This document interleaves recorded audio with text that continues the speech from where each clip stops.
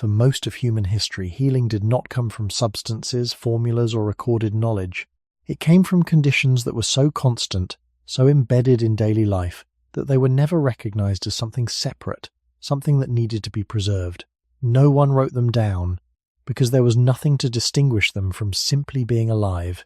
And yet, as those conditions slowly changed, something just as quietly began to disappear. Not a discovery, but a loss. Not a treatment, but an absence. If the most effective form of medicine was never a thing we created, but a state we once lived inside, then at what point did that state begin to fade beyond memory, and why has the most effective medicine in human history never been documented? For most of human history, there was no clear moment when healing began, because there was no clear moment when it was needed as something separate from living. The body did not wait for a treatment to begin its work. It adjusted constantly, responding to temperature, movement, food, light, and the quiet passage of time. These were not recognized as tools, and they were not named as methods. They were simply part of the condition of being alive. In that condition, recovery did not stand apart as an event. It was woven into each hour, into the way the body rested after exertion, into the way it adapted to cold or warmth, into the way it processed what had been eaten. When we look back toward the earliest traces of human life, through fragments of bone and patterns of wear, we can sometimes see evidence that bodies endured injury and continued living. A healed fracture, for example, suggests not only survival but a period of time in which the body was able to repair itself. Yet what cannot be seen is the surrounding context that made such repair possible. There is no record of the air that was breathed, the ground that supported rest, or the rhythm of days that allowed the body to slow and recover. These elements leave no direct trace, but they form the background against which all healing took place. In this sense, what we call healing today may once have been indistinguishable from the basic conditions of life itself. There was no boundary to cross, no intervention to initiate. The body existed within an environment that continuously influenced its internal balance. Temperature rose and fell gradually. Light shifted with predictable patterns. Movement was varied, not fixed in one position for extended periods. Food was irregular but closely tied to the surrounding landscape. None of these factors acted alone, and none of them were isolated as causes or solutions. They formed a continuous field of influence, within which the body operated. Over long spans of time, the human organism adapted to these patterns. This adaptation did not produce a perfect state, nor did it eliminate injury or illness.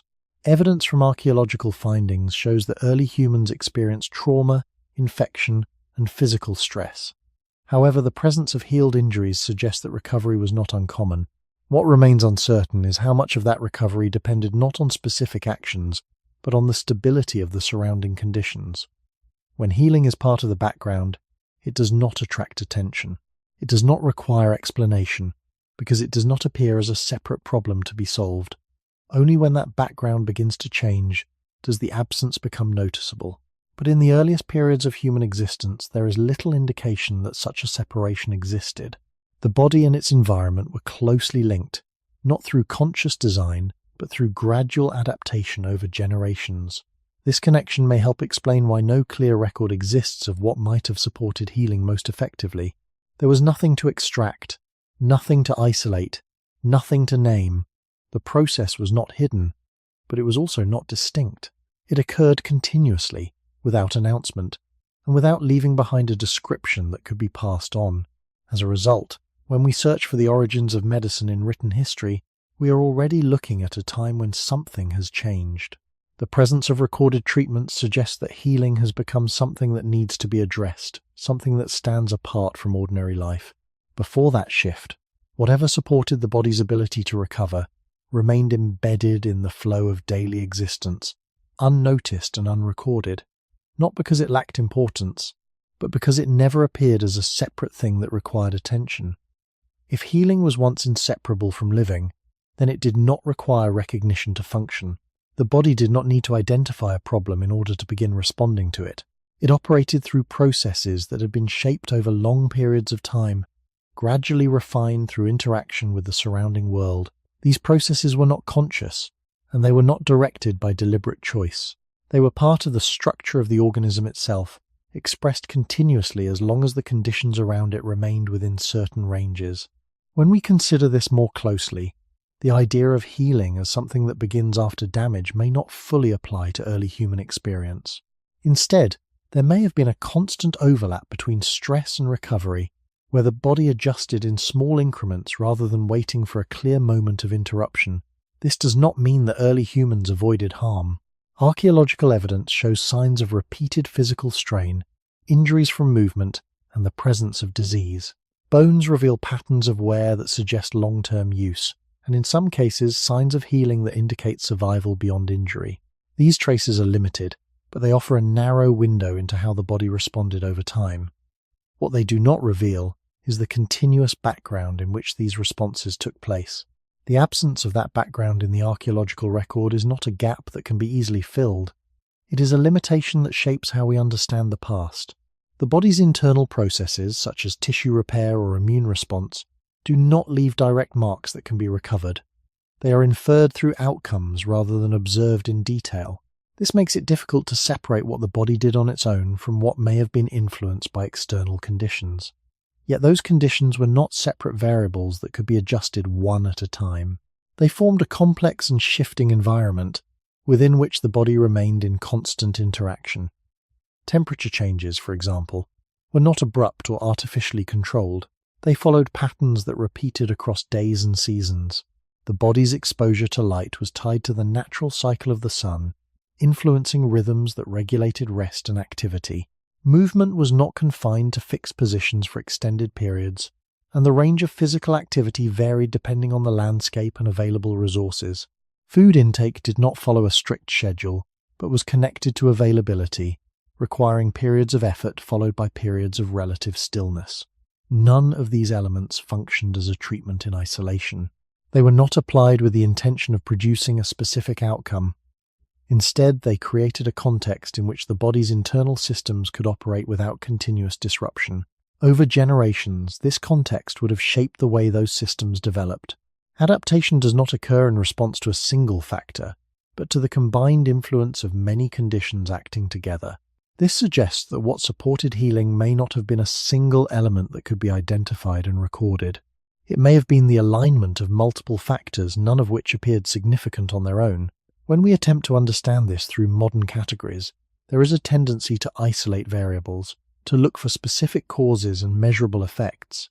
This approach is useful in controlled settings, but it may not fully capture how the body functioned in environments that were not controlled. In those earlier conditions, the distinction between cause and context may have been less clear. The body did not respond to one factor at a time, but to the overall state of its surroundings. This makes it difficult to define what the most effective form of healing would have been, because effectiveness depends on separation. It requires something to be identified as distinct from the rest. Without that distinction, there is nothing to measure, nothing to compare, and nothing to record. What remains instead is a pattern that can only be partially reconstructed, suggested by indirect evidence and shaped by the limits of what can be known. As a result, the idea that the most effective medicine was never documented may not point to something that was overlooked, but to something that could not have been separated from life itself. In order to be documented at all, when something operates continuously, it does not stand out as a moment that can be remembered or described. It becomes part of the background, a condition so stable that it fades from attention. In early human life, many of the processes that supported recovery may have belonged to this category. They did not begin at a specific point, and they did not end with a clear result. Instead, they unfolded gradually, often without interruption, shaped by patterns that repeated over long stretches of time. Because of this, there was no clear boundary at which a person could say that healing had started, or that it had been caused by a particular action. The body remained in a state of adjustment, responding to small changes as they occurred, rather than reacting only after a clear disruption. This kind of continuity makes it difficult to assign meaning to individual moments. A period of rest, for example, would not have been understood as a treatment but simply as a natural shift in activity.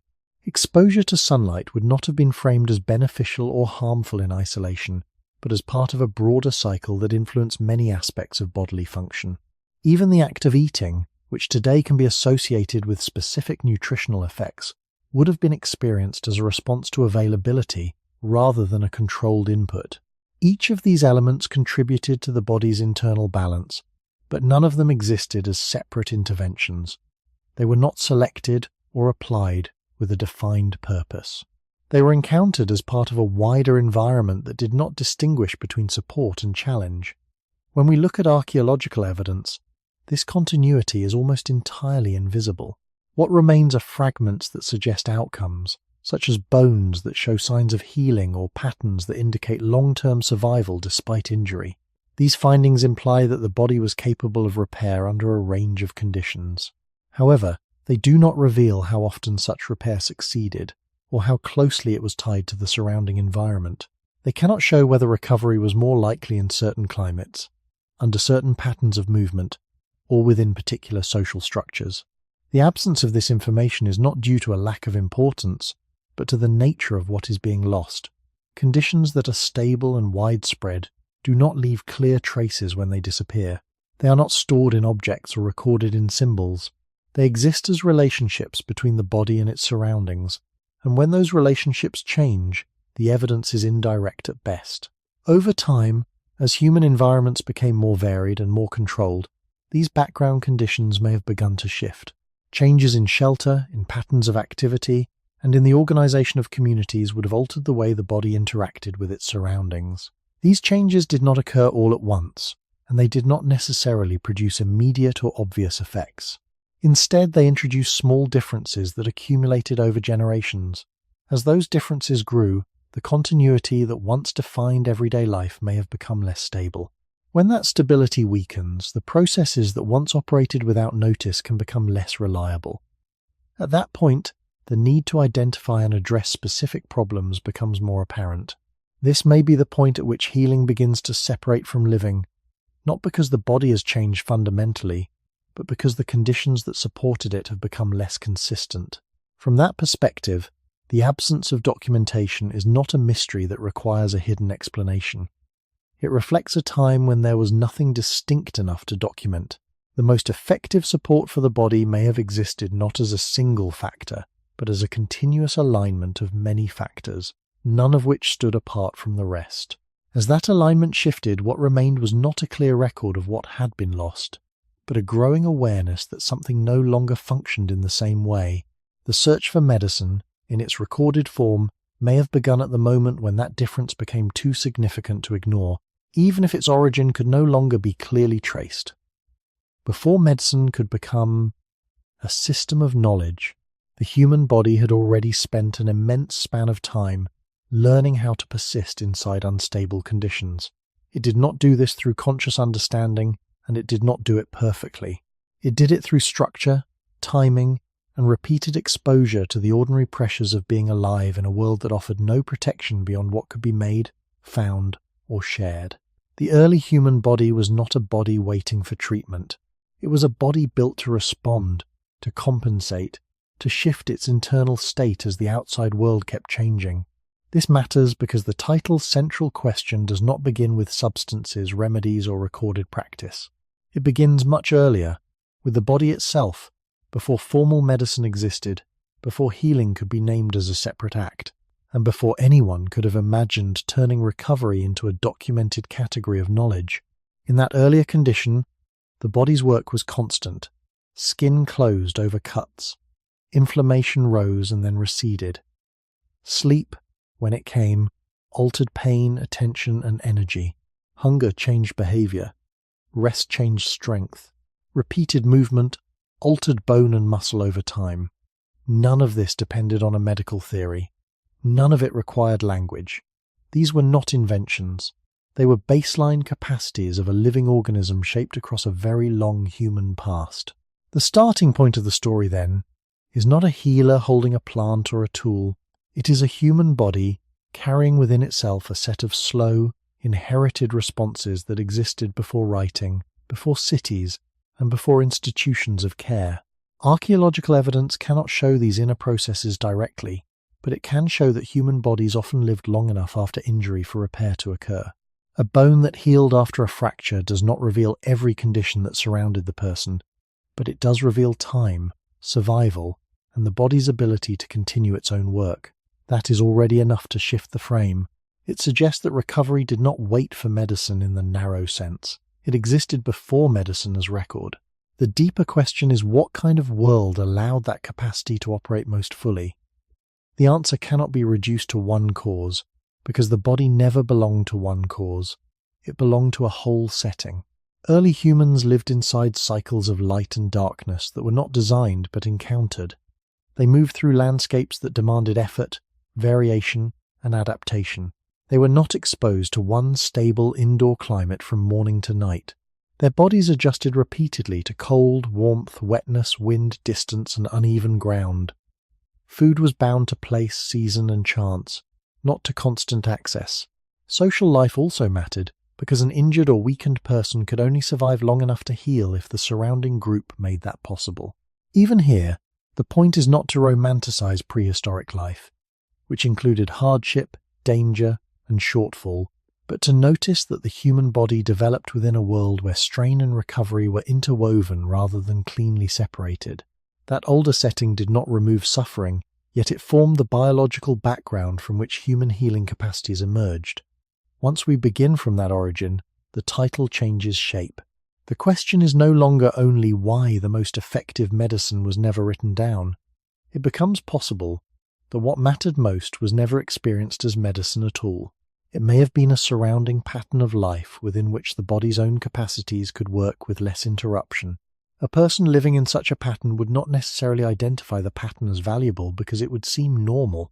Only later, when human environments became more layered, more controlled, and more distant from those older rhythms, would the absence begin to sharpen into something noticeable.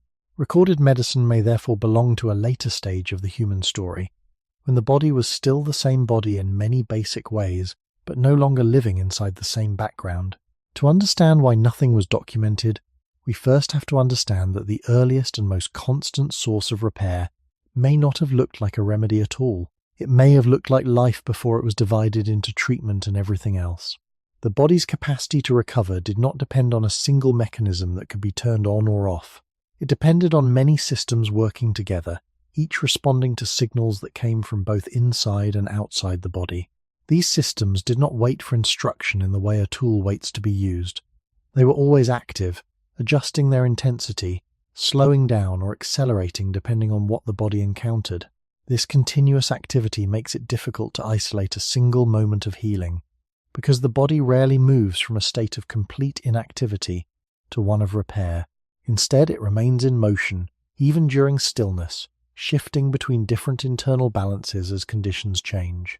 When we look at this from the perspective of early human life, the connection between the body and its surroundings becomes even more central. The body did not exist in a controlled environment where variables could be separated and measured independently. It existed within a setting that was constantly changing, where light, temperature, movement, and social interaction all influenced internal processes at the same time. For example, the cycle of daylight and darkness did more than mark time. It shaped patterns of activity and rest, which in turn influenced how the body managed energy and recovery. Periods of darkness often brought reduced activity, allowing certain processes to proceed without interruption. These processes are not visible in the archaeological record, but their effects can be inferred through general biological understanding. In a similar way, physical movement was not limited to repetitive or constrained patterns. It varied depending on terrain, weather, and the need to find resources. This variation meant that the body was not exposed to a single type of strain for extended periods. Instead, different muscles, joints, and systems were engaged in changing combinations, which may have reduced the accumulation of stress in any one area. Again, this does not eliminate injury, but it changes the way strain is distributed over time. Food intake also followed patterns that were shaped by availability rather than fixed schedules. This introduced periods of intake and periods of absence, each affecting the body in different ways. The body's response to these shifts was not a simple on and off process, but a complex adjustment that involved energy use, storage, and repair. These adjustments were not recognized as treatments, because they were not applied intentionally. They were responses to conditions that were encountered rather than designed. Social structure added another layer to this interaction. The presence of others could influence how long an individual survived after injury, and therefore how much time the body had to recover. Evidence of healed injuries suggests that some individuals lived long enough after trauma for repair to occur, which implies a level of support within the group. However, the exact nature of that support is not fully known. What can be said is that recovery did not occur in isolation. It was part of a network of relationships that included both the environment and other individuals. When all of these factors are considered together, the body appears less like a passive object that receives treatment and more like an active system that is continuously responding to a complex set of inputs. This system does not operate in the same way under all conditions. It is shaped by the patterns it encounters, and over time, it adapts to those patterns. This means that the effectiveness of any single factor cannot be fully understood without considering the broader context in which it exists. If we return to the central question of why the most effective medicine was never documented, this perspective suggests that the answer may lie in the way the body interacts with its environment as a whole. What supported recovery may not have been a specific substance or action, but a set of conditions that allowed the body's internal systems to function in a relatively stable way. Because these conditions were not isolated, they could not be easily identified or recorded. They were part of a continuous interaction, one that did not produce a clear boundary between cause and effect. As a result, even if these conditions were essential, they would not have appeared as something separate that needed to be preserved in written form. They would have remained part of the background, influencing the body without being named as a distinct source of healing. A body shaped across deep human time does not treat recovery as a special event. It treats recovery as part of survival itself. This is an important difference, because once recovery becomes something exceptional, it becomes easier to imagine that it must come from an exceptional source. Yet the older human body was not organized around rare intervention. It was organized around ordinary regulation. It was constantly monitoring pressure, temperature, hunger, exhaustion, injury, infection, and depletion, then adjusting without pause. This does not mean the body always succeeded. Early human life included danger, pain, and loss, and no serious reading of the past should soften that reality. But it does mean that long before any recorded medical tradition appeared, the body already carried a deep biological inheritance of repair, compensation, and rebalancing. That inheritance formed the true beginning of the story. If we forget that beginning, then the title sounds like a puzzle about missing documentation. If we keep that beginning in view, the puzzle becomes more precise. The issue may not be that the best medicine was discovered and then forgotten. It may be that the most powerful support for healing was never experienced as medicine because it was built into the relationship between the human organism and the world it inhabited. The archaeological record gives only fragments of this relationship, but even fragments matter. Skeletal remains can show repeated strain, nutritional stress, developmental pressure, degenerative wear, and in some cases clear signs of healing after trauma. These are not small clues. They show that the body was not only being damaged by life, but also enduring through it, sometimes for long enough that repair became visible in bone. What bone cannot show is the full setting in which this happened.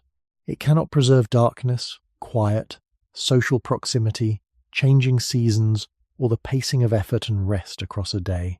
It cannot show how often bodily stress was interrupted by periods of stillness, how regularly movement changed form, or how closely daily existence remained tied to natural cycles. These missing conditions are precisely what make the question so difficult. The more essential a background condition is, the less likely it is to be recognized as a separate force.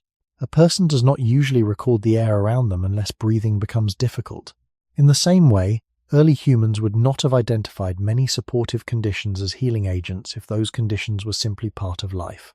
The body's internal systems were shaped inside that unnoticed background. Sleep and waking followed broader patterns of light and darkness. Activity was distributed through real landscapes rather than confined to narrow and repetitive indoor arrangements. Exposure to heat, cold, and weather was managed through shelter, fire, clothing, and social behavior, but not fully removed from experience. Food was not abstract nutrition. It was an encounter with time, place, scarcity, and opportunity. Community was not only emotional or cultural, it also affected whether weakness could be survived long enough for the body to recover. None of these points should be turned into a romantic picture of prehistory. The earlier human world was not gentle. It demanded much and often gave little, but the body that emerged within that world did so under conditions that were immersive rather than fragmented. Biological regulation happened inside a total setting, not inside a series of isolated inputs chosen one by one. This may be why later recorded medicine, for all its importance, enters the human story at a different angle. A written remedy already assumes separation. It assumes that healing can be assigned to a thing, a substance, a procedure, or a named practice. That kind of thinking becomes more necessary when the wider background no longer supports the body in the same way, or when life becomes organized enough to distinguish ordinary living from special correction. In that sense, the absence of documentation does not necessarily signal ignorance. It may signal immersion. What was most effective may have worked too continuously, too diffusely, and too quietly to stand apart from existence itself. The early human body did not first meet healing in the form of knowledge. It met healing in the form of conditions, rhythms, limits, and shared survival. Only much later would people begin to separate those forces from life, give them names, and attempt to preserve them as medicine. By then, what had been lost may already have been too large, too ordinary, and too deeply woven into the original human setting to be written down clearly. If the body's capacity to recover was shaped in deep human time, then the environment in which that body lived cannot be treated as a passive background. It was not scenery, it was part of the process.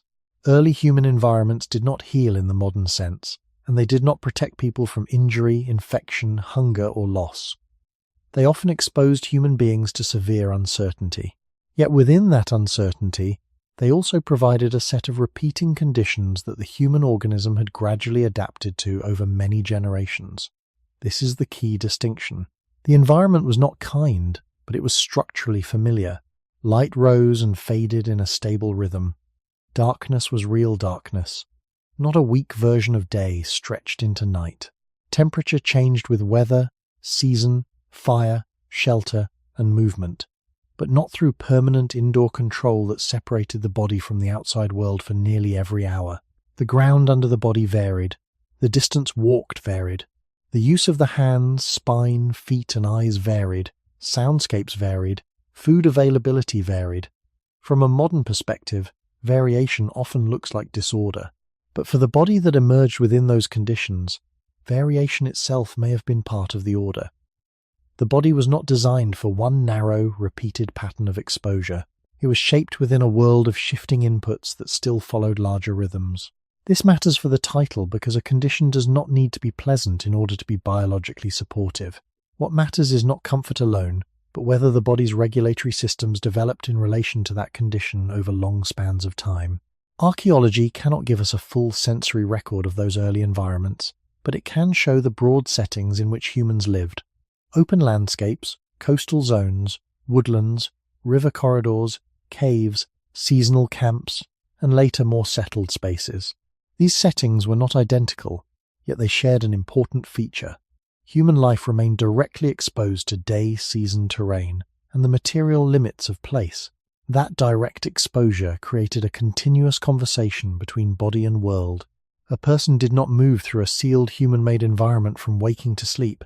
The body had to register light, cold, uneven ground, effort, and pause as part of ordinary existence. In such a world, recovery may have depended less on isolated remedies and more on the body remaining inside patterns it knew how to read. Rest was not an abstract health choice. It followed exertion, darkness, injury, weather, or opportunity. Warmth came through proximity, clothing, shelter, and fire, not through a constant indoor baseline that erased daily fluctuation. Food did not arrive detached from effort and time. It came through gathering, hunting, storage, exchange, or waiting. Social presence also shaped the environment. A human setting was not made only of land and climate. It was made of other bodies nearby, shared labor, attention to weakness, and the possibility that an injured person might not be left entirely alone. None of this should be exaggerated into certainty. We cannot reconstruct prehistoric life in detail, and we should not pretend to know exactly how each condition affected recovery. But the broader pattern is well grounded. Human biology took shape in environments where regulation happened through ongoing contact with the real world, not through separation from it. That means the most effective support for healing may not have been a substance added to life. It may have been the continued presence of conditions within which the body's own repair systems could proceed with less interruption. Such support would leave almost no record. You can preserve a jar, a blade, a burial, a wall, or a seed. You cannot easily preserve the ordinary rhythm of light across a human lifetime, or the biological meaning of moving through cold air after exertion, or the effect of sleeping in true darkness beside others in a predictable social world. Those are conditions, not objects. They vanish almost completely from history unless something later disrupts them enough for their absence to become visible. That may be why the environment belongs near the center of this question. If healing was once supported by a surrounding pattern of life, then it would not have looked like medicine. It would have looked too normal, too constant, and too wide to isolate. The environment would not have been recognized as a treatment because no one was stepping outside it to compare it with an alternative. Only much later, when human life became increasingly layered with insulation, control, and distance from older rhythms, would the earlier background begin to look less like ordinary life and more like something quietly lost? The environments in which early humans lived did not present themselves as carefully arranged systems, yet over long periods they formed patterns that the body could anticipate. These patterns were not identical from place to place, but they shared a quality of continuity.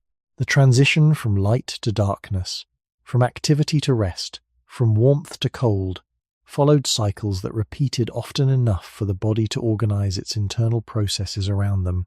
This kind of repetition does not require precision to be effective. It requires only that the changes are not random in a way that disrupts all expectation.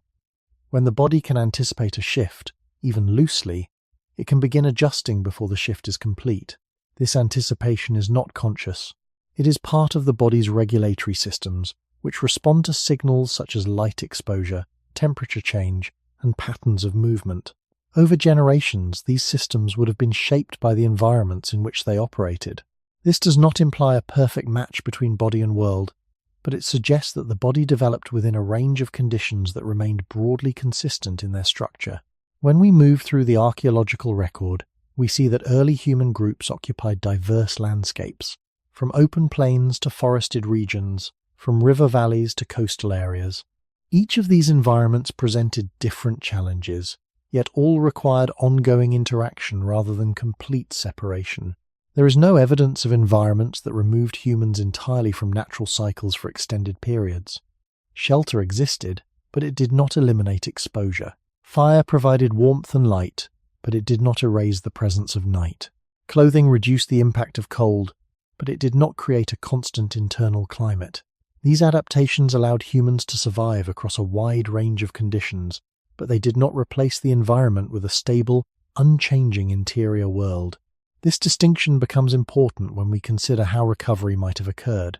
In a setting where the body is continuously exposed to varying conditions, internal processes must remain flexible. They must respond to change rather than depend on stability in a narrow sense. This flexibility does not guarantee resilience in every situation, but it shapes how the body manages stress over time. Instead of accumulating pressure in one constant direction, the body experiences shifts that redistribute that pressure. A period of exertion may be followed by a period of relative stillness. Exposure to cold may be balanced by warmth from fire or shelter. Light may guide activity, while darkness encourages rest. These shifts are not designed as treatments, yet they influence how the body moves between states of strain and recovery. When we consider the title's question again, the idea of an undocumented medicine begins to look less like a missing object and more like a missing pattern. A pattern is harder to record than a thing. It does not have a clear boundary, and it does not remain fixed in one form. It is defined by relationships between elements that change over time. If the most effective support for healing existed as a pattern of living within certain environmental rhythms, then it would not have been easily identified as a separate entity. There would have been no single moment when it was applied, and no clear way to isolate it from the rest of life. This also helps explain why later attempts to understand healing often focus on specific interventions. Once environments begin to change in ways that disrupt earlier patterns, the body may no longer receive the same combination of signals. At that point, the absence of those signals may lead to new forms of imbalance. In response, people begin to look for ways to correct those imbalances directly.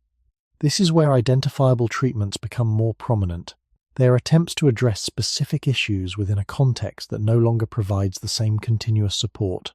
However, these treatments are often designed to act on isolated aspects of the body, because isolation is what can be observed and measured. The broader pattern that once shaped the body's responses may be too diffuse to reconstruct in full. It may also be difficult to recognize, because it does not present itself as a single cause. Instead, it emerges from the interaction of many conditions, each of which seems ordinary when viewed alone. The loss of such a pattern would not appear as a single event. It would unfold gradually as environments shift and the body adapts to new conditions that do not fully match those in which it developed.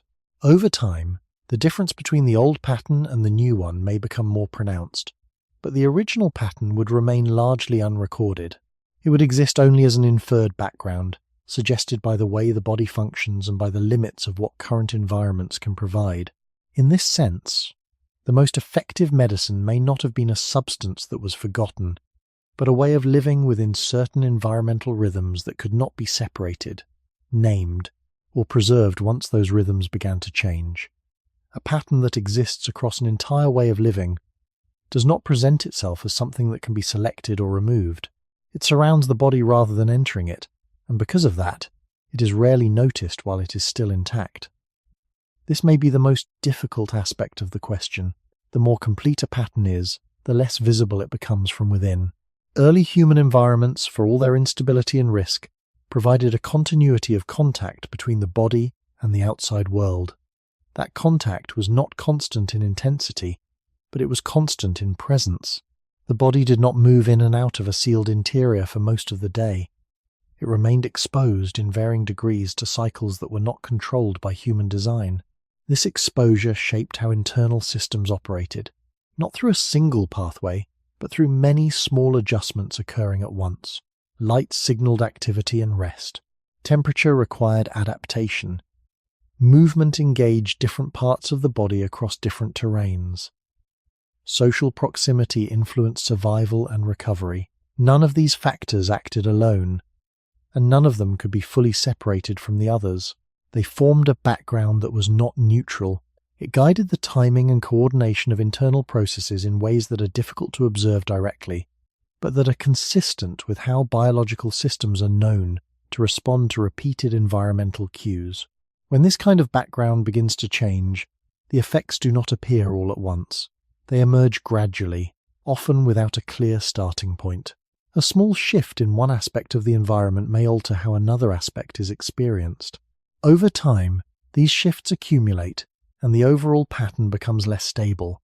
The body continues to respond, but it does so within a different set of conditions.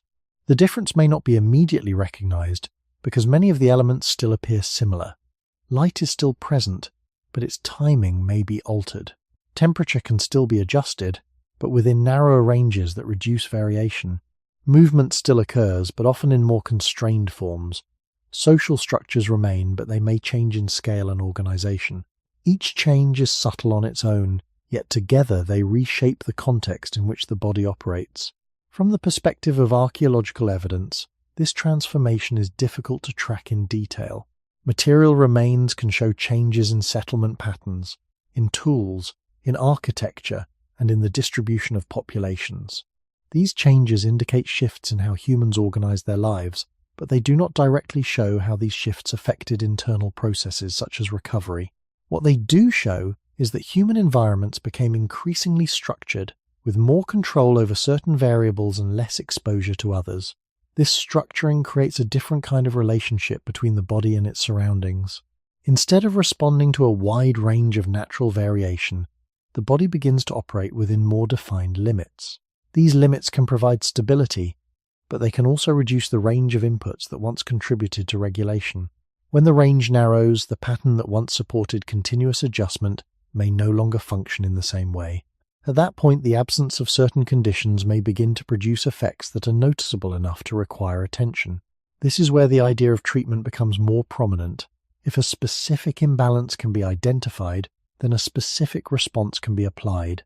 However, this approach depends on the ability to isolate causes and effects, which is easier to do in structured environments than in complex, shifting ones. The result is a growing focus on interventions that can be named, measured, and recorded.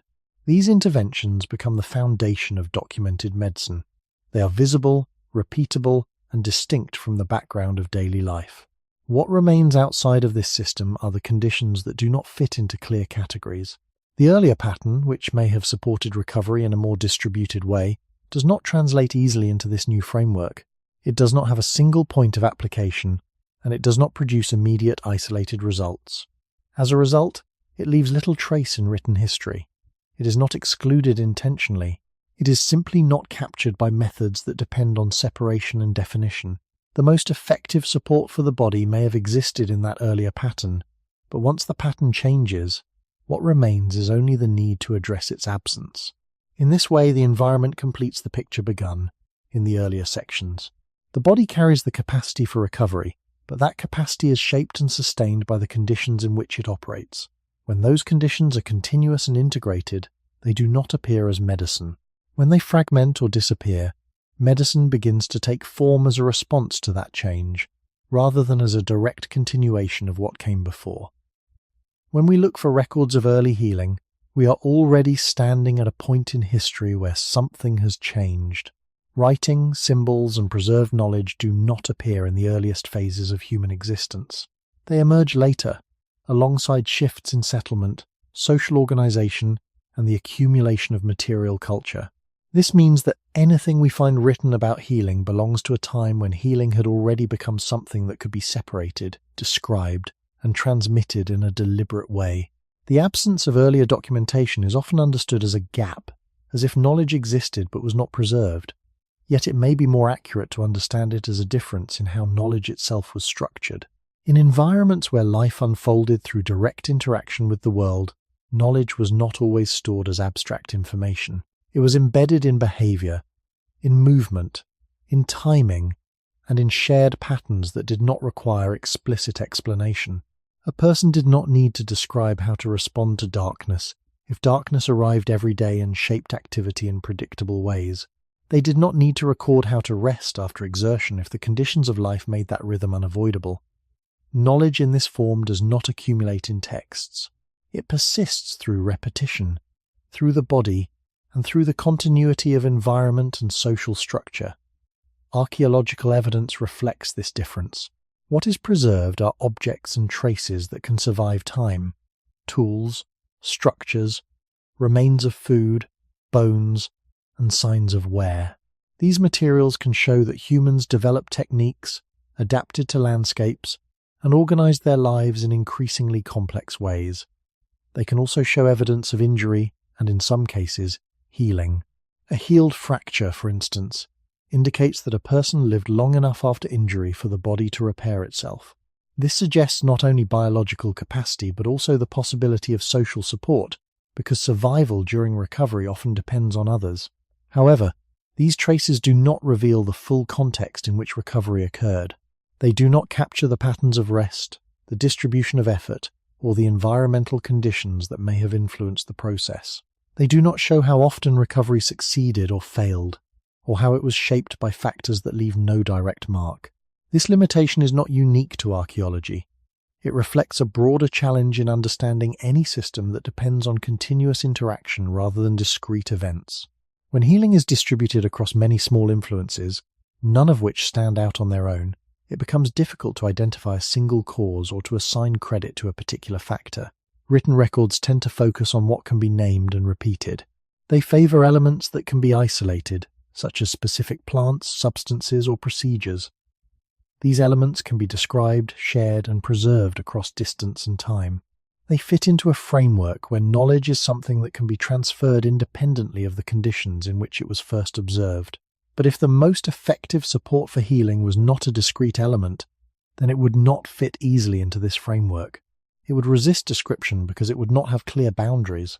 It would not be applied in the same way from one situation to another, because it would depend on a broader pattern of living. As a result, it would remain outside the kinds of knowledge that are typically recorded. This does not mean that early humans lacked understanding. It means that their understanding may have been expressed differently through participation in patterns rather than through explicit representation. As human societies changed, the balance between these forms of knowledge began to shift. The development of more permanent settlements, the accumulation of resources, and the emergence of specialized roles created conditions in which knowledge could be separated from immediate experience. Writing allowed information to be stored and transmitted beyond the limits of direct observation. In this new context, healing could be approached as a set of practices that could be described and taught. This marks the beginning of recorded medicine, but it also marks a departure from the earlier state in which healing was not distinguished from living. The very act of recording implies that something has been set apart. It suggests that healing has become an object of attention, something that can be examined, modified, and applied.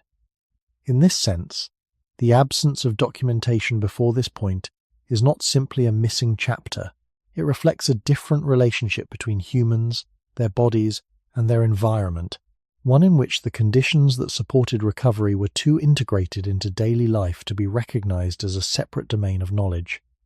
The absence of written records in early human life does not mean the absence of transmission.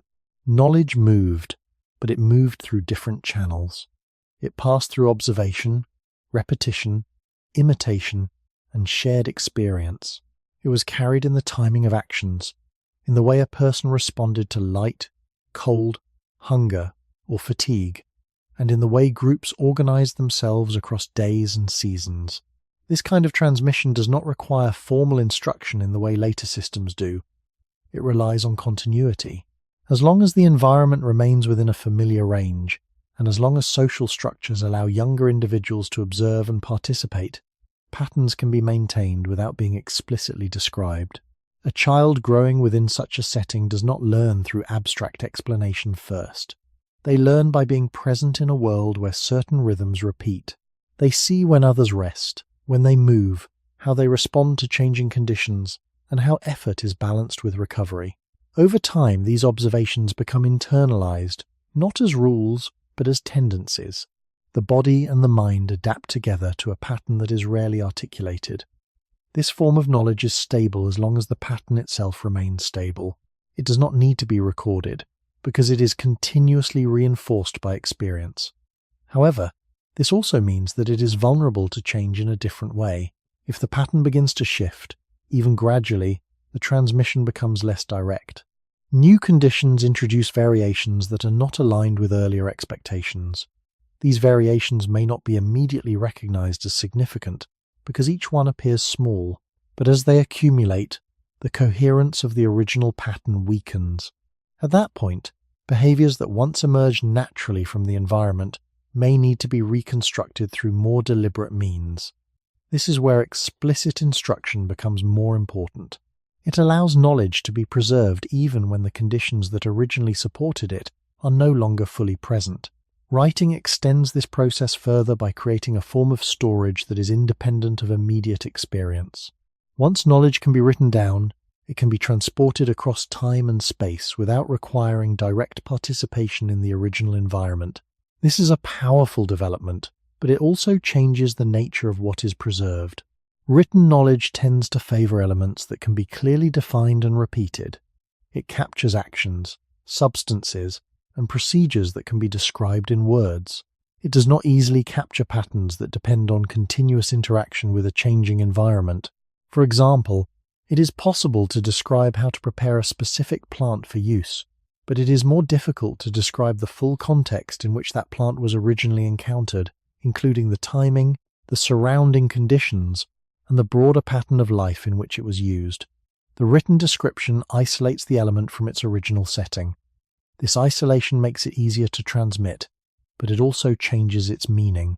In the context of healing, this shift has important consequences. Once healing is expressed through discrete elements, those elements become the focus of attention. They can be studied, compared, and refined. They can also be separated from the wider conditions that once shaped their use. Over time, this leads to a system in which healing is increasingly associated with identifiable interventions, rather than with the broader pattern of living. The earlier form of knowledge, which depended on immersion in a particular environment, does not translate easily into this system. It lacks clear boundaries and does not produce consistent results when removed from its original context. As a result, it is less likely to be recorded, even if it played a significant role in supporting recovery. The archaeological record reflects this shift indirectly. As writing systems appear and become more widespread, we begin to see the emergence of documented practices related to healing. These records provide valuable insights into how people understood the body and how they attempted to influence it. However, they also mark a point at which healing has already been separated from the continuous background of daily life. The knowledge that is preserved in these records is shaped by the need to define and communicate specific actions.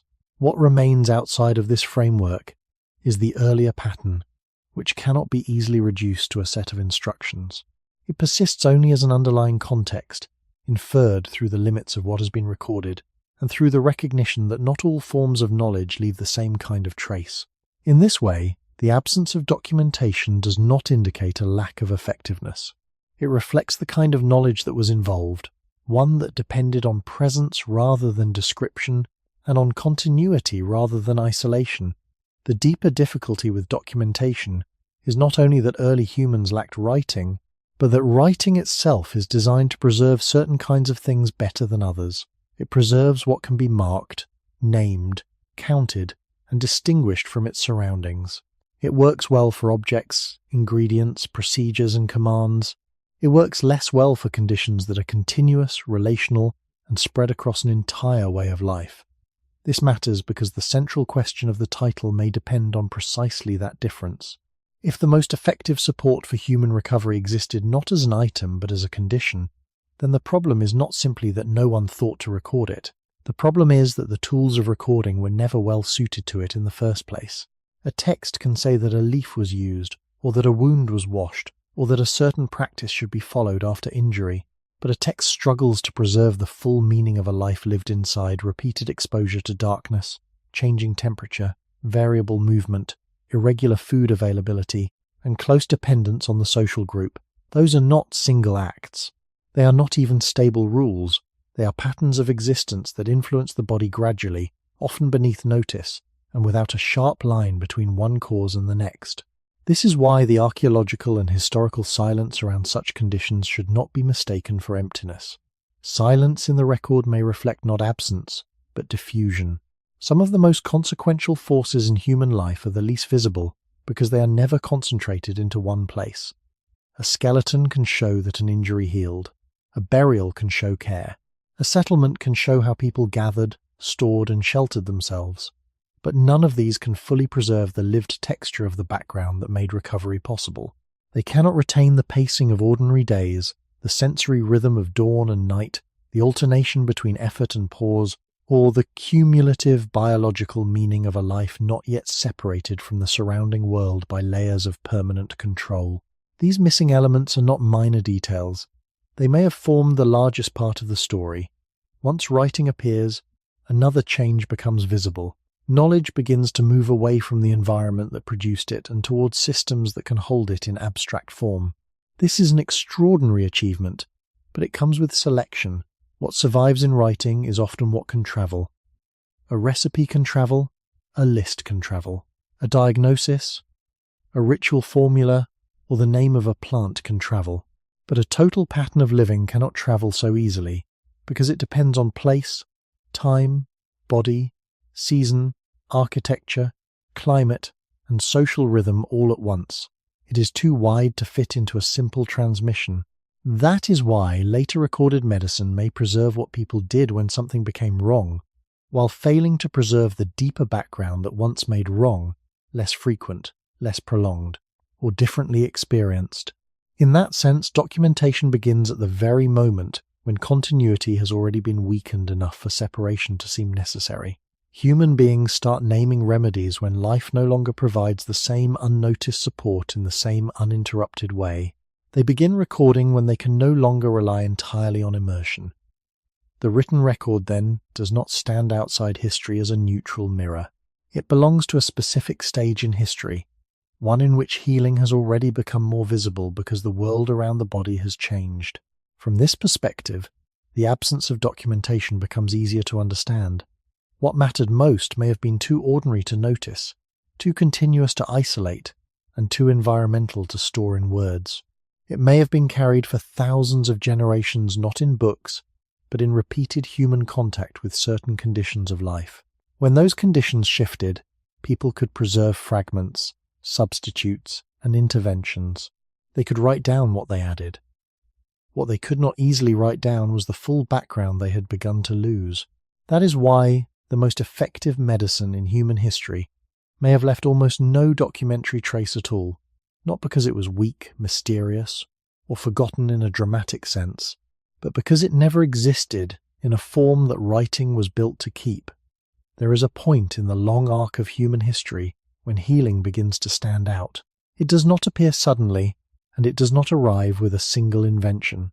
It emerges gradually, as a difference becomes noticeable between how the body once functioned within its surroundings and how it begins to function under changing conditions. This difference does not announce itself clearly. It does not arrive with a precise date or a clear boundary. Instead, it appears through small disruptions that accumulate over time, altering the balance between strain and recovery. When the background that once supported continuous adjustment becomes less stable, the body's responses begin to feel less predictable. At that moment, healing starts to take on a new meaning. It becomes something that needs to be recognized, addressed, and sometimes actively sought. Before this shift, recovery may have been experienced as part of the ordinary flow of life, without a need to isolate it as a separate process. After the shift, recovery becomes more visible because it no longer blends as easily into that flow. This visibility is not necessarily a sign that healing has become more effective. It may instead indicate that the conditions surrounding the body have changed in ways that require more deliberate attention. Archaeological and historical evidence suggests that over time, human societies began to organize themselves differently. Settlements became more stable in certain regions. Patterns of movement changed. The use of space became more structured. These developments did not occur uniformly, and they did not affect all groups in the same way. However, they introduced new relationships between humans and their environments. In some cases, these relationships reduced direct exposure to natural variation. In others, they created new forms of concentration, bringing more people into closer and more permanent proximity. Each of these changes had the potential to influence how the body interacted with its surroundings. The body itself did not transform overnight. Its basic structure and regulatory systems remained largely the same, but the context in which those systems operated began to shift. When variation is reduced in some areas and intensified in others, the patterns that once guided adjustment may become less consistent. For example, if periods of rest no longer follow the same rhythms as before, or if physical activity becomes more repetitive in form, the distribution of strain across the body can change. Similarly, if exposure to light and darkness is altered, the internal timing of the body may adjust in ways that differ from earlier patterns. These changes do not necessarily produce immediate or obvious effects. They may remain subtle for long periods, only becoming noticeable when they reach a certain threshold. At that point, the body's responses may begin to diverge from what was previously common. This divergence creates the conditions in which healing becomes something that can be identified as a distinct need. When a process no longer occurs as expected, it draws attention, it invites explanation, it invites intervention. This is where the concept of treatment begins to take shape. It does not replace the body's internal processes, but it attempts to support or modify them in specific ways. The emergence of such treatments reflects a shift in perspective. Instead of relying on the continuity of background conditions, people begin to focus on particular actions that can be applied when something appears to go wrong. These actions can be observed, repeated, and eventually recorded. However, they represent only part of the picture. They address visible disruptions, but they do not necessarily recreate the broader pattern that once supported recovery in a more distributed way. This is why the appearance of documented healing practices can be understood as a response to change rather than as a direct continuation of earlier conditions. The need to identify and apply specific remedies arises when the underlying balance has been altered. In this sense, the history of medicine may begin not with the discovery of something entirely new, but with the recognition that something familiar no longer functions in the same way. The most effective support for the body may have been present before this recognition, embedded in patterns that did not require attention.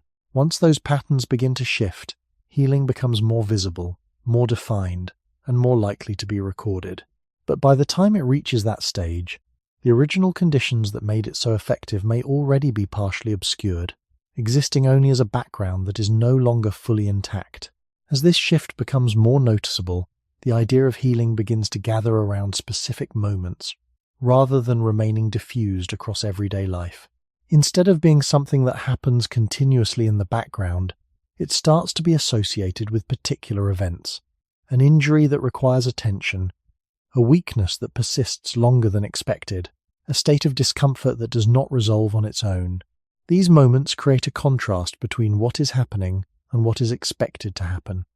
It is within this contrast that healing becomes visible as a distinct process. The body has not lost its internal capacities, but those capacities are now operating within conditions that do not always support them in the same way. This creates a gap between strain and recovery, a gap that invites deliberate action. When this gap appears, it encourages people to observe more closely. Patterns that were once taken for granted begin to stand out. A certain plant might be noticed for its effect on a wound. A particular behavior might be associated with relief. These observations do not immediately form a system, but they begin to accumulate. Over time, they can be shared, repeated, and refined. What is important here is not the specific content of these early practices, but the change in how they are perceived. Healing is no longer only a background condition. It becomes something that can be influenced through identifiable means. This change in perception does not happen in isolation. It is connected to broader changes in how human life is organized. As groups settle more permanently in certain areas, the relationship between people and their environment becomes more structured. Daily activities may become more predictable in some ways and more constrained in others. The range of movement can narrow, and exposure to certain environmental variations can decrease. At the same time, other forms of concentration may increase, such as the density of people living together. These shifts alter the balance of conditions that the body encounters. They do not remove the need for adaptation, but they change the kinds of adjustments that are required. In this new context, the body may encounter situations where its usual patterns of response are less effective or take longer to produce results. This does not mean that earlier conditions were ideal or that later ones are inherently harmful. It means that the relationship between the body and its environment is changing, and with that change comes a different experience of recovery. When recovery is delayed or less consistent, it becomes more noticeable. This visibility encourages the search for ways to support it more directly. As these searches continue, certain practices begin to stand out. They may not work in every situation, and their effects may vary, but they offer a sense of control within an environment that no longer provides the same continuous support. This sense of control is important. It allows people to respond to specific problems in a targeted way, rather than relying entirely on the background conditions of life. Over time, these targeted responses can become more formalized.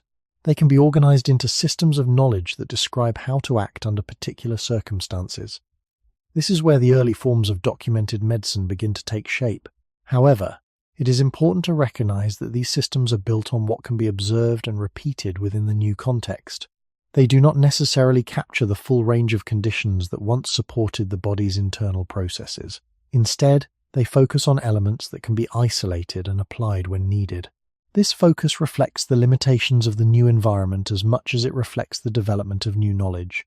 The earlier pattern, in which recovery was distributed across many aspects of life, becomes less visible as attention shifts towards specific interventions. This does not mean that the earlier pattern disappears entirely, but it becomes harder to recognize and more difficult to maintain in its original form. As a result, the most effective support for healing may remain outside the systems that are being developed, not because it is ignored, but because it does not fit into the framework that is now being used to understand and manage the body. In this way, the emergence of identifiable healing practices marks both an advance and a separation. It advances the ability to respond to specific problems, but it also separates healing from the broader conditions that once made it less necessary to define in the first place. What begins to change at this stage is not only the body's condition, but the human habit of attention. Once recovery no longer blends so easily into the background of life, people begin to notice the moments when it fails to arrive on time, or when it arrives less completely than expected. That change in attention may be one of the most important turning points in the history of healing. A process that had once remained largely invisible now starts to gather language around itself. Pain that lingers, weakness that returns, wounds that do not close quickly, exhaustion that persists beyond ordinary rest. These states pull recovery out of the background and place it in the foreground of thought. From that point on, healing is no longer only something the body does within a familiar setting. It becomes something people watch for, worry about, and try to influence more deliberately. This shift does not require a sudden crisis. It can emerge slowly as environments, habits, and social arrangements become less aligned with the conditions under which human regulatory systems first took shape. The important point is not that one kind of life was fully healthy and another fully damaging. The point is that once the fit between body and surroundings becomes less complete, the body's ordinary capacity to recover is more likely to appear as something uncertain. Uncertainty creates attention, and attention creates categories. People begin to distinguish between what seems normal and what seems delayed, between what resolves on its own and what requires help. That distinction is the beginning of medicine, as a recognizable domain. It is also the moment when the older, more continuous background starts to disappear from view. When a person becomes focused on what must be added, they are less likely to notice what has already been removed. This is why the emergence of remedies can also conceal a prior loss. A substance, a practice, or a technique becomes visible precisely because it stands apart from daily life. It can be pointed to, repeated, exchanged, and eventually written down, but the broader setting that once helped the body recover without special notice cannot be handled in the same way. It has no single edge. It is made of timing, rhythm, movement, rest, exposure, season, social closeness, and the countless small regularities that surround a body from birth.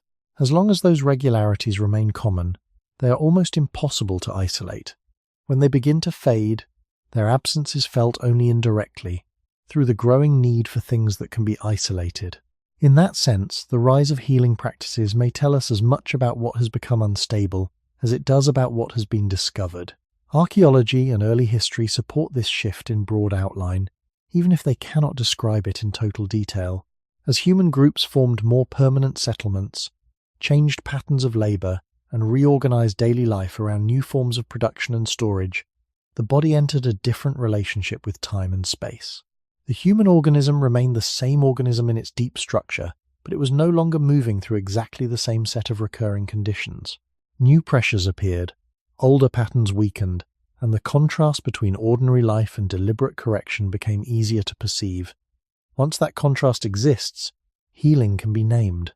Once it can be named, it can be pursued as something distinct. Once it is distinct, it can be preserved as knowledge. Yet the very success of this process creates a narrowing of focus. Human attention turns toward what can be done in response to breakdown, not toward the full background that once made breakdown less visible or differently distributed. This is why the title's central question remains open in such a striking way. The most effective medicine may never have entered the record, because it belonged to the period before healing had separated from life strongly enough to become an object of study. By the time humans were ready to describe healing, they may already have been living in worlds where the older support system had become less whole, less obvious, and less transferable. What could be documented was the response. What could not be documented, at least not fully, was the vanished normality that had made the response less necessary. The turning point, then, is not the moment humans first learned how to heal. It is the moment humans first had to notice healing as something apart from the ordinary structure of being alive. By the time the first medical traditions begin to appear in the historical record, healing has already entered a new phase. It is no longer only a quiet function of the body within a familiar environment. It has become something people try to influence through named actions, remembered substances, repeated procedures, and forms of specialized knowledge.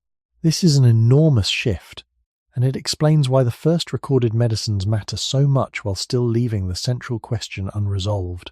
The fact that something is recorded does not mean it is the deepest layer of what once supported recovery. It only means it has become distinct enough to describe. In Mesopotamia, Egypt, South Asia, China, and other early centers of complex society, we begin to see written evidence of healing practices, plant use, mixtures, rituals, observations, and bodily theories. These records are historically important because they show that people were paying close attention to the body and were trying to preserve methods that seemed useful. They do not show ignorance. They show effort, memory, and the growing ability to turn experience into transmissible form. But they also show a limit. What gets written is usually what can be separated from the flow of life and carried from one context into another. A plant can be named. A preparation can be repeated. A procedure can be taught. A diagnosis can be described. These are all forms of healing knowledge that fit the logic of record keeping. They are bounded, identifiable, and transportable. What remains harder to preserve is everything that does not behave like an object or a recipe. A condition such as regular exposure to natural light, or the biological meaning of alternating effort and pause within a non-industrial landscape, cannot be listed in the same way as an ingredient. It does not sit neatly inside a tablet, a scroll, or a manual. This is why the earliest medicines, for all their value, may represent only the visible edge of a much wider background. They show what humans began to add once healing had become noticeable enough to demand focused response. They do not fully preserve the older setting in which the body's own regulatory capacities may have operated with less interruption.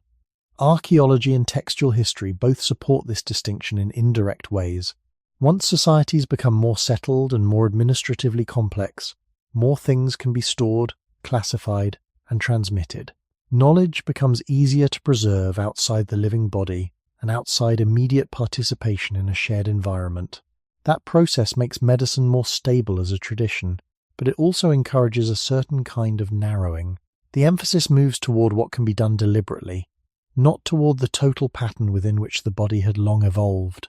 Early recorded medicine often combines practical observation with cosmology, ritual, and local belief, which reminds us that these traditions were not modern in structure. Yet even in that mixed form, they still point to a decisive change. Healing is now something that can be discussed as a category.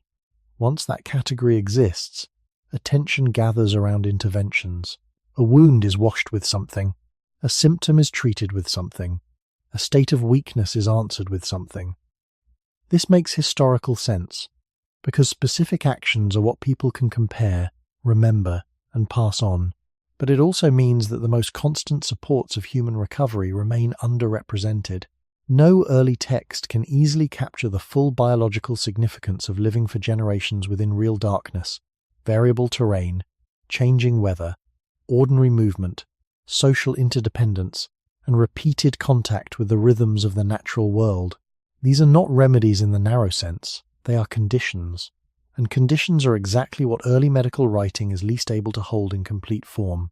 From that perspective, the first recorded medicines should not be seen as evidence that earlier humans had finally discovered healing. They should be seen as evidence that healing had become visible enough, fragmented enough, and separate enough to require explicit methods. The written record begins where continuity has already weakened. It begins when human beings need to preserve help in forms that can survive outside the original setting. This does not diminish the importance of early medicine. It clarifies its place. It belongs to the moment when recovery starts being managed through additions, while the older background that once shaped the body more diffusely is already fading from notice. That is why the earliest medicines can be both deeply significant and still incomplete. They tell us what people learn to carry forward. They do not fully tell us what had once been carried silently by life itself. The first recorded medicines reveal something important, but not in the way modern readers often assume. They do not show the beginning of healing. They show the beginning of preserved intervention. This distinction matters because once a society begins writing down plants, mixtures, procedures, and observations, it becomes tempting to treat those records as the first serious evidence that humans had learned how to support the body. In reality, they are evidence of a narrower change. They show that healing had become visible enough and separate enough from ordinary living to be organized into forms that could be stored and repeated. Ancient written traditions contain references to herbs, poultices, oils, mineral substances, bathing, fasting, ritual acts, and systems for interpreting bodily imbalance. These traditions differ greatly from one region to another, and they should not be flattened into a single story.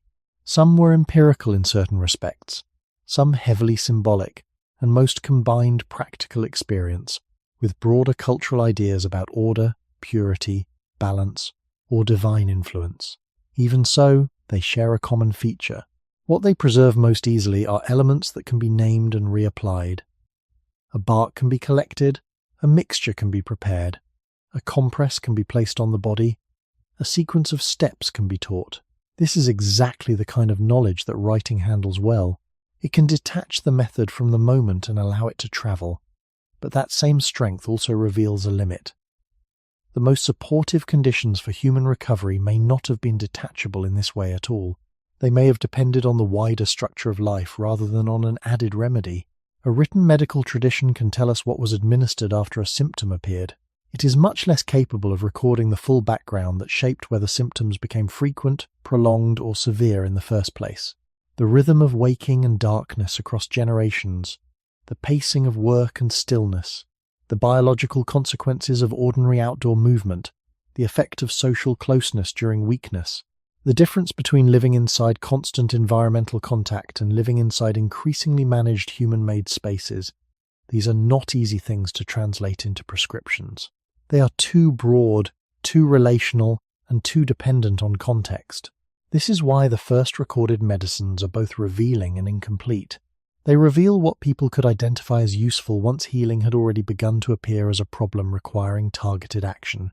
They are incomplete because they do not fully capture what may have supported the body before targeted action became so necessary. Archaeological evidence helps reinforce this point, even indirectly. When settled life expands, when storage, administration, specialized labor, and social hierarchy become more pronounced, knowledge begins to accumulate in new forms. At the same time, everyday existence becomes more structured.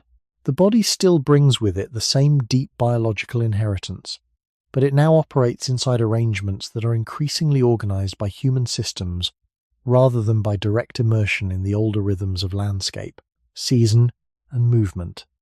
In that setting, medicine becomes easier to define because problems become easier to isolate.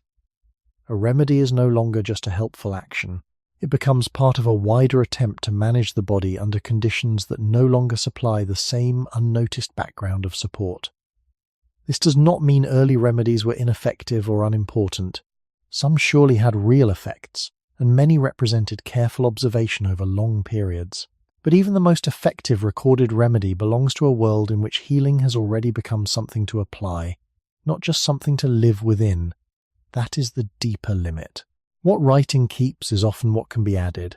What writing misses is often what had once been ambient. A plant can enter the record because it can be gathered and named. A condition like living within a recurrent pattern of light, effort, rest, and environmental variation does not enter the record as easily, because it was never one thing, it was a whole setting. Once that setting weakens, written medicine grows more prominent. It has to. It preserves fragments of support in a world where support is no longer carried as fully by the background itself. So the first documented medicines may tell us less about the origin of healing than about the origin of its separation. They show the moment when humans began preserving specific answers, even as the larger condition that once made those answers less central remained mostly outside the written page. The limits of the first recorded medicines become clearer when we ask not only what they included, but what they left behind. A written remedy always begins after a separation has already taken place. It begins after someone has identified a problem, distinguished it from ordinary life, and attached a specific response to it. That is why the earliest medical texts, however valuable, cannot be read as complete maps of human healing. They are records of what could be isolated once healing had become visible enough to require focused attention. They preserve parts, not the whole background. A salve, a plant, a bath, a ritual sequence, or a dietary instruction can enter memory and then enter writing because each of these has a clear enough boundary to be passed from one person to another. But the deepest supports of recovery may never have possessed such a boundary.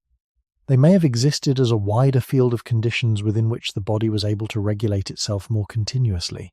This is where the title's paradox becomes strongest. The more effective a condition is because it is constant, the less likely it is to appear as a medicine. No one writes down the ground beneath their feet unless they have already been lifted away from it. No one records ordinary darkness as a healer unless nights have begun to change in ways that weaken its role. In the same way, the first documented medicines may already belong to a world in which the older human background has started to fracture. By then, people are not inventing healing from nothing. They are preserving selected forms of help in a world where help must be increasingly recognized, named, and stored outside the original pattern of life. Archaeology and early written history both fit this view. As societies become larger, more settled, and more organized, the range of experiences that once shaped the body through constant environmental contact begins to narrow in some directions and intensify in others. Human beings still walk, sleep, work, eat, and suffer, but increasingly within settings structured by built space, stored resources, social rank, and repeated routines that are less directly tied to the older rhythms of movement across landscape and season. Under those conditions, it becomes more useful to preserve targeted responses. A remedy can be carried into a house, a town, a workshop, a court, or a temple. A total way of living cannot be transported so easily. It depends on a whole arrangement of time, exposure, effort, rest, weather, and social interdependence. Once that arrangement weakens, recorded medicine gains value precisely because it can survive as a portable substitute for something larger that no longer exists in complete form. This helps explain why the earliest medical traditions often seem so concrete in some ways and so incomplete in others. They may offer names, ingredients, techniques, and theories, but they do not fully restore the conditions in which the human body first developed its long inheritance of repair. They operate after the fact. They answer what has already emerged as distinct trouble. Even when they are wise, careful, and partly effective, they are working within a narrower frame than the one that shaped human recovery across most of deep history. This does not reduce their importance. It places them in sequence. First came the body, already carrying internal capacities formed over immense time. Then came the surrounding conditions that allowed those capacities to operate within repeated patterns of life. Only later came the need to save fragments of support in explicit form. The first recorded medicines belong to that later stage. They tell us what humans learned to add when the background itself could no longer be trusted to do so much of the work unnoticed. That is why they can never fully answer the question raised by the title.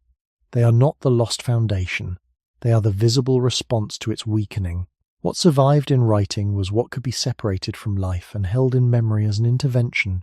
What failed to survive was the larger condition that had once made intervention less central.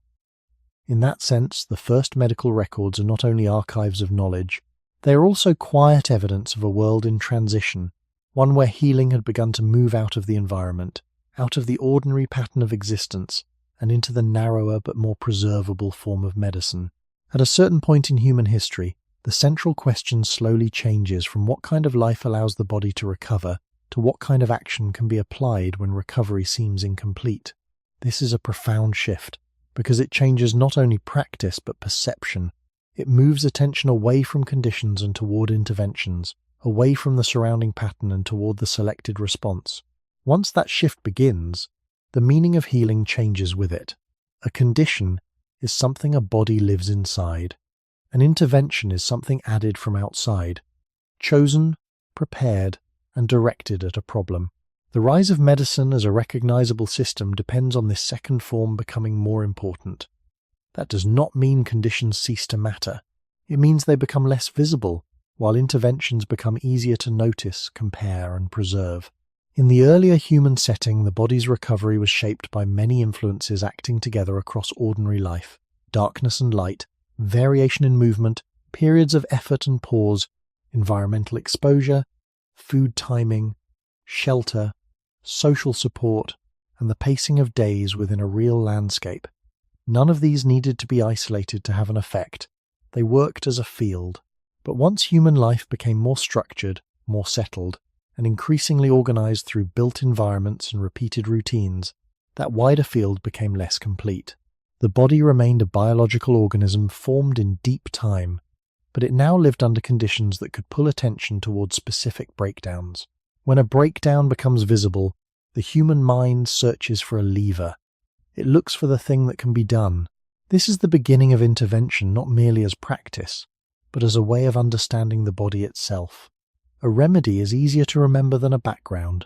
A procedure is easier to teach than a rhythm of life. A substance is easier to store than a relationship between body, season, and place. That is why recorded healing traditions naturally gravitate toward the intervenable. They preserve what can be carried by memory and text as a distinct answer. The consequence is subtle but far-reaching. Once intervention becomes the main lens, the surrounding conditions that once supported recovery begin to look secondary, vague, or invisible, even when they remain fundamental. This is not because people become less observant. In many cases, they become more observant about symptoms, responses, and outcomes. But their attention is now directed toward what can be deliberately changed in the moment of trouble. The older question of whether the entire pattern of life itself is shaping the body's capacity to recover becomes harder to hold in view, because that pattern is too large, too familiar, and too difficult to control all at once. Archaeology and history both suggest that this change in emphasis belongs to wider transformations in human society. As populations grow, as labor becomes more specialized, as settlements become more durable, and as social life is increasingly organized through institutions, it becomes more practical to preserve healing as a collection of methods rather than as an entire mode of existence. Methods can circulate. They can be learned by specialists. They can be written down, compared, and refined. Conditions are different. They depend on architecture, ecology, daily rhythm, family structure, work pattern, and the surrounding material world. They cannot be transferred as easily, and they do not fit neatly into a formula. This helps explain why medicine, once recorded, tends to develop along the path of intervention. It follows the line of what can be isolated and reapplied. Yet the body never becomes a machine that responds only to isolated inputs. It continues to live inside wider conditions, whether those conditions are noticed or not. This is the hidden tension at the center of the title. The most effective medicine may have belonged to the side that gradually faded from attention. Not the added response, but the original setting within which response was less often separated from life. As human history moves forward, interventions become more visible, more valuable, and more sophisticated. But that visibility can create an illusion that what matters most is what is added at the end of the process. It may be that the deepest support had always entered much earlier, through the structure of ordinary existence itself. Once healing is understood mainly through intervention, that earlier support becomes difficult to describe without sounding vague, because it was never one thing. It was a pattern. And patterns are exactly what recorded medicine, for all its strengths, has the hardest time preserving when the world that generated them has already begun to change. Once attention settles on intervention, the way the body is understood begins to narrow around what can be acted upon directly. The body is no longer seen primarily as something that exists within a broad field of conditions, but as something that can be adjusted through targeted inputs. This shift does not erase the body's complexity, but it changes how that complexity is approached. Instead of asking how the entire pattern of life supports or disrupts recovery, the focus turns to what can be introduced at the moment when something appears to go wrong. This makes sense within environments that are increasingly structured and controlled. When daily life is organized through built spaces, repeated routines, and predictable forms of labor, it becomes easier to identify deviations from what is expected. A symptom stands out more clearly when the surrounding conditions are stable. Once it stands out, it invites a response that can be applied with some degree of consistency. That response can be observed, compared, and refined over time.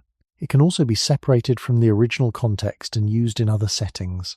This portability is one of the strengths of intervention-based knowledge. It allows practices to spread across distance and across generations, even when the environments in which they were first developed are no longer present. However, this same strength introduces a subtle limitation. When knowledge is organized around what can be applied, it tends to overlook what cannot be applied in the same way. A condition that depends on a wide range of factors acting together does not lend itself to simple repetition.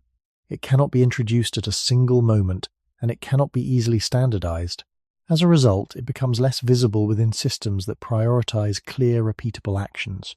Over time, this can lead to a situation where the most noticeable aspects of healing are those that come from intervention, while the less visible background conditions receive less attention. This does not mean that people stop recognizing the importance of environment or daily life. It means that these elements are harder to integrate into a system that is built around discrete actions. They remain present, but they are often treated as secondary or supportive rather than central. The archaeological and historical record reflects this pattern indirectly. As medical practices become more formalized, they are increasingly associated with specific roles, such as healers, practitioners, or specialists. These roles are defined by what they do, by the actions they perform, and by the knowledge they carry about those actions. The surrounding conditions of life, on the other hand, are shared by the entire community and are not owned by any single role. Because of this, they are less likely to be documented in the same way. They remain part of the background of daily existence, even as that background continues to change. This division between what is specialized and what is shared further reinforces the focus on intervention. What can be taught as a skill becomes more visible than what is experienced as a condition. What can be written down becomes more prominent than what is lived without explicit description. Over time, this creates a layered understanding of healing, where the visible layer consists of actions and remedies, and the less visible layer consists of the conditions that shape how those actions are received by the body. The relationship between these layers is not fixed. It shifts as environments, technologies, and social structures continue to evolve. But the tendency to prioritize what can be acted upon remains strong, because it aligns with the ways in which knowledge is preserved and transmitted. When we return to the central question, this perspective suggests that the absence of documentation may be linked to this imbalance. The most effective support for healing may have belonged to the less visible layer, the one that does not fit easily into a system of discrete interventions. As attention moves toward what can be applied, that layer becomes harder to see, not because it disappears completely, but because it does not align with the dominant way of organizing knowledge. It continues to influence the body, but it does so without being fully captured by the methods used to describe and preserve healing practices. In this way, the shift toward intervention-based understanding does not simply add new knowledge. It also changes the frame through which all knowledge of the body is interpreted, making some aspects clearer while allowing others to recede into the background. As intervention becomes the dominant frame, a quiet reversal takes place in human thought.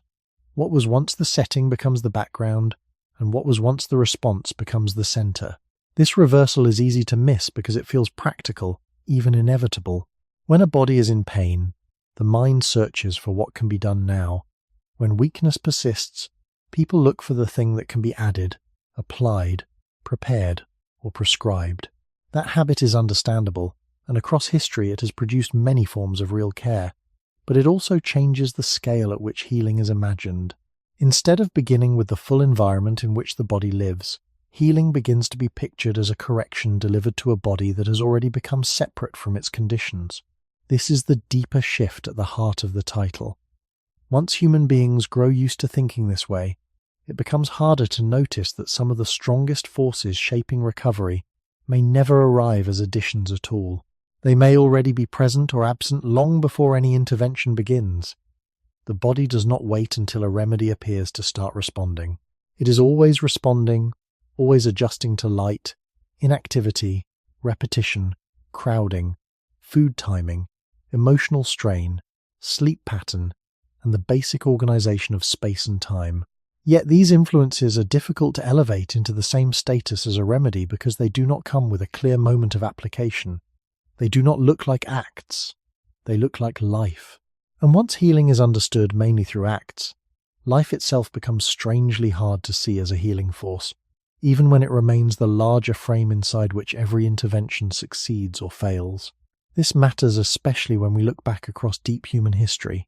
The body that enters historical medicine is still, in its fundamental biological structure, the product of a far older world. It carries capacities shaped not in libraries, temples, or clinics, but across long spans of exposure to ordinary environmental variation, social dependence, irregular effort, and recurring rhythms that no person had to invent. When later societies preserve healing as intervention, they preserve something useful, but they also preserve it from within, a changed relationship between body and world. The intervention is visible because the background is no longer doing enough of the same work unnoticed. In that sense, the rise of intervention is not only a story of gain, it is also a story of narrowing. Human beings become better at identifying specific responses, while becoming less able to perceive the whole field that made response less separate from life in the first place. Archaeological and historical change support this pattern in broad outline. As built environments become more central, as work becomes more specialized, and as daily time is organized through systems that are increasingly social and material rather than ecological, the body spends more of its existence inside arrangements that are structured by human design. This does not mean those arrangements are uniformly harmful or inferior. It means they differ from the long background within which human regulation first took shape. Once that difference grows, interventions become more necessary, more valuable, and more intellectually central. A healer can carry a substance from place to place. A text can preserve a procedure. A specialist can train another specialist. But no one can easily carry an entire ecological pattern of living out of one world and place it intact into another.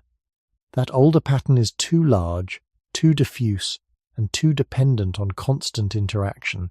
It cannot be packaged, and because it cannot be packaged, it slowly loses prestige in cultures that increasingly value what can be selected, stored, and applied. This is why the title's question does not point simply toward a forgotten herb or an undocumented technique. It points toward a deeper possibility, that the most effective medicine in human history may have been a set of lived conditions that became harder to notice precisely because medicine, as a separate category, became more successful at organizing attention around intervention. By the time human beings had the tools to write healing down, they were already writing from inside a narrower frame. They could describe what they added. They could not fully preserve what life itself had once provided as a continuous background. The transition from conditions to interventions, therefore, does not only explain the growth of medicine, it also explains why something vast, ordinary, and biologically powerful could disappear from the record without ever having been clearly named. When we turn to archaeology in search of answers, we encounter a record that is both revealing and silent at the same time. It reveals what can endure: bones, tools, structures, traces of fire, residues of food, patterns of settlement. It remains silent about everything that does not leave a durable mark. This includes most of the conditions that shaped how the human body functioned from day to day. The archaeological record can show that a person lived, moved, ate, built, and sometimes healed after injury. It cannot show the continuous background of light, darkness, temperature shifts, social closeness, or the pacing of effort and rest that accompanied that life. This limitation is not a failure of archaeology. It is a reflection of what survives. Materials that persist over long periods are those that resist decay or are protected by unusual circumstances. Biological processes, environmental rhythms, and patterns of daily experience do not usually fall into that category. They disappear without leaving a direct trace. Yet these disappearing elements may have played a central role in supporting the body's capacity to recover. When a fracture heals, the bone records that healing in its structure. It shows that time passed, that the individual survived, and that the body carried out a process of repair. What it does not show is the full set of conditions that made that survival possible. It does not reveal how often the injured person rested, how their activity changed during recovery, how they were supported by others, or how the surrounding environment influenced their state. It records the outcome, not the context. This distinction is crucial for understanding the title. If we rely only on what can be seen in the archaeological record, we may assume that the most important aspects of healing are those that leave visible marks. But this assumption may invert the true balance. The most visible evidence may represent only the endpoints of processes that depended on a much wider set of influences. For example, skeletal remains can show patterns of wear that suggest repeated physical activity, or signs of stress that indicate nutritional or environmental challenges. They can also show evidence of long-term survival despite these challenges. These findings demonstrate that the human body was capable of enduring and adapting under a variety of conditions. However, they do not isolate the factors that supported that endurance. They cannot distinguish between the effects of one condition and another when those conditions acted together. They cannot capture the timing of daily life or the subtle variations that influenced how the body moved between states of strain and recovery. Archaeological sites can also show changes in how humans organize their environments over time. The transition from more mobile ways of life to more settled ones is visible in the construction of dwellings, storage facilities, and other built structures. These changes suggest shifts in how people interacted with their surroundings, including how they managed resources and space. But again, what is visible is the structural change, not the full biological effect of that change. The record shows that human environments became more controlled in certain ways, but it does not directly show how that control altered the body's internal processes. This gap between what is preserved and what is experienced creates a challenge. It encourages us to focus on what can be measured and described, while leaving out what cannot. In the context of healing, this means that the most easily documented elements are those that produce clear, lasting traces. These include injuries, treatments that involve materials, and structural changes in living conditions. What remains less visible are the continuous conditions that do not produce distinct marks, but may still influence outcomes over long periods. When we consider the possibility that the most effective medicine was never documented, this gap becomes central. The absence of evidence is not simply a lack of information, it is shaped by the kinds of things that evidence can capture. If the most important supports for recovery were part of a continuous interaction between the body and its environment, then they would not appear as discrete objects or events in the archaeological record. They would exist in the space between what is preserved, influencing the body without leaving a clear signature of their own. This does not make them less real, it makes them harder to reconstruct.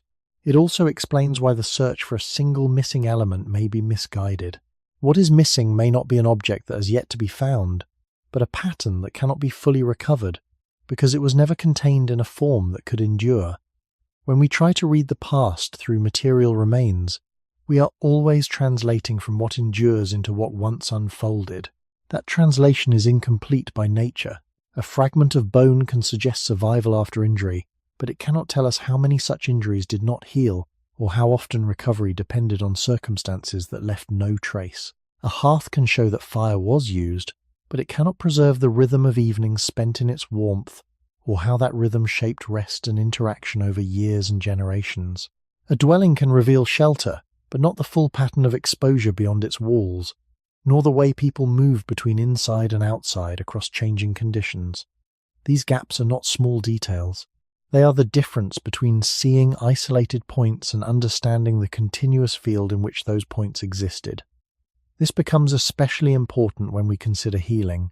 The archaeological record can show that recovery occurred, but it cannot show how recovery was supported moment by moment. It cannot capture how long a person remained still after injury, how frequently they resumed activity, or how their environment shifted during that period. It cannot show how light changed across the day, how temperature varied, or how the presence of others influenced survival. All of these factors are part of the context in which the body operates, yet they leave little or no direct evidence behind. Because of this, there is a tendency to focus on what can be seen and measured. We look for tools, for substances, for structures, for signs of deliberate action. These are easier to identify and compare. They fit into a framework where causes can be linked to effects through visible traces. However, this approach can overlook the possibility that the most influential factors were those that did not produce clear, isolated marks. A condition that acts continuously may not leave a distinct signature. Its effects are distributed across time, shaping outcomes without being tied to a single event. For example, the difference between a body that regularly experiences varied movement and one that is confined to repetitive patterns may influence how strain accumulates and how recovery proceeds. But this difference would not appear as a single identifiable feature in the archaeological record.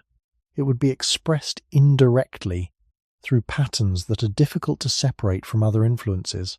Similarly, the timing of rest and activity, influenced by natural cycles of light and darkness, could affect how the body manages energy and repair, yet this timing leaves no direct trace in material remains. It must be inferred, and even then only in general terms. The same applies to social factors.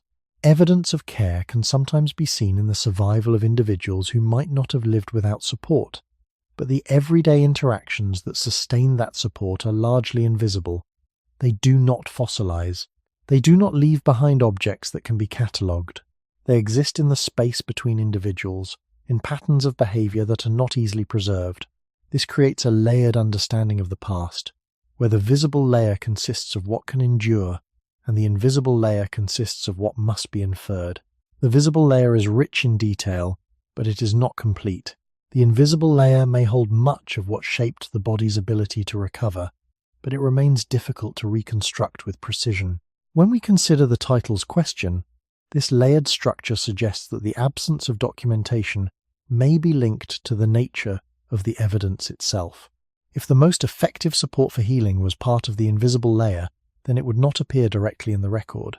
It would influence the visible outcomes, such as healed injuries or patterns of survival, but it would not be recorded as a separate entity.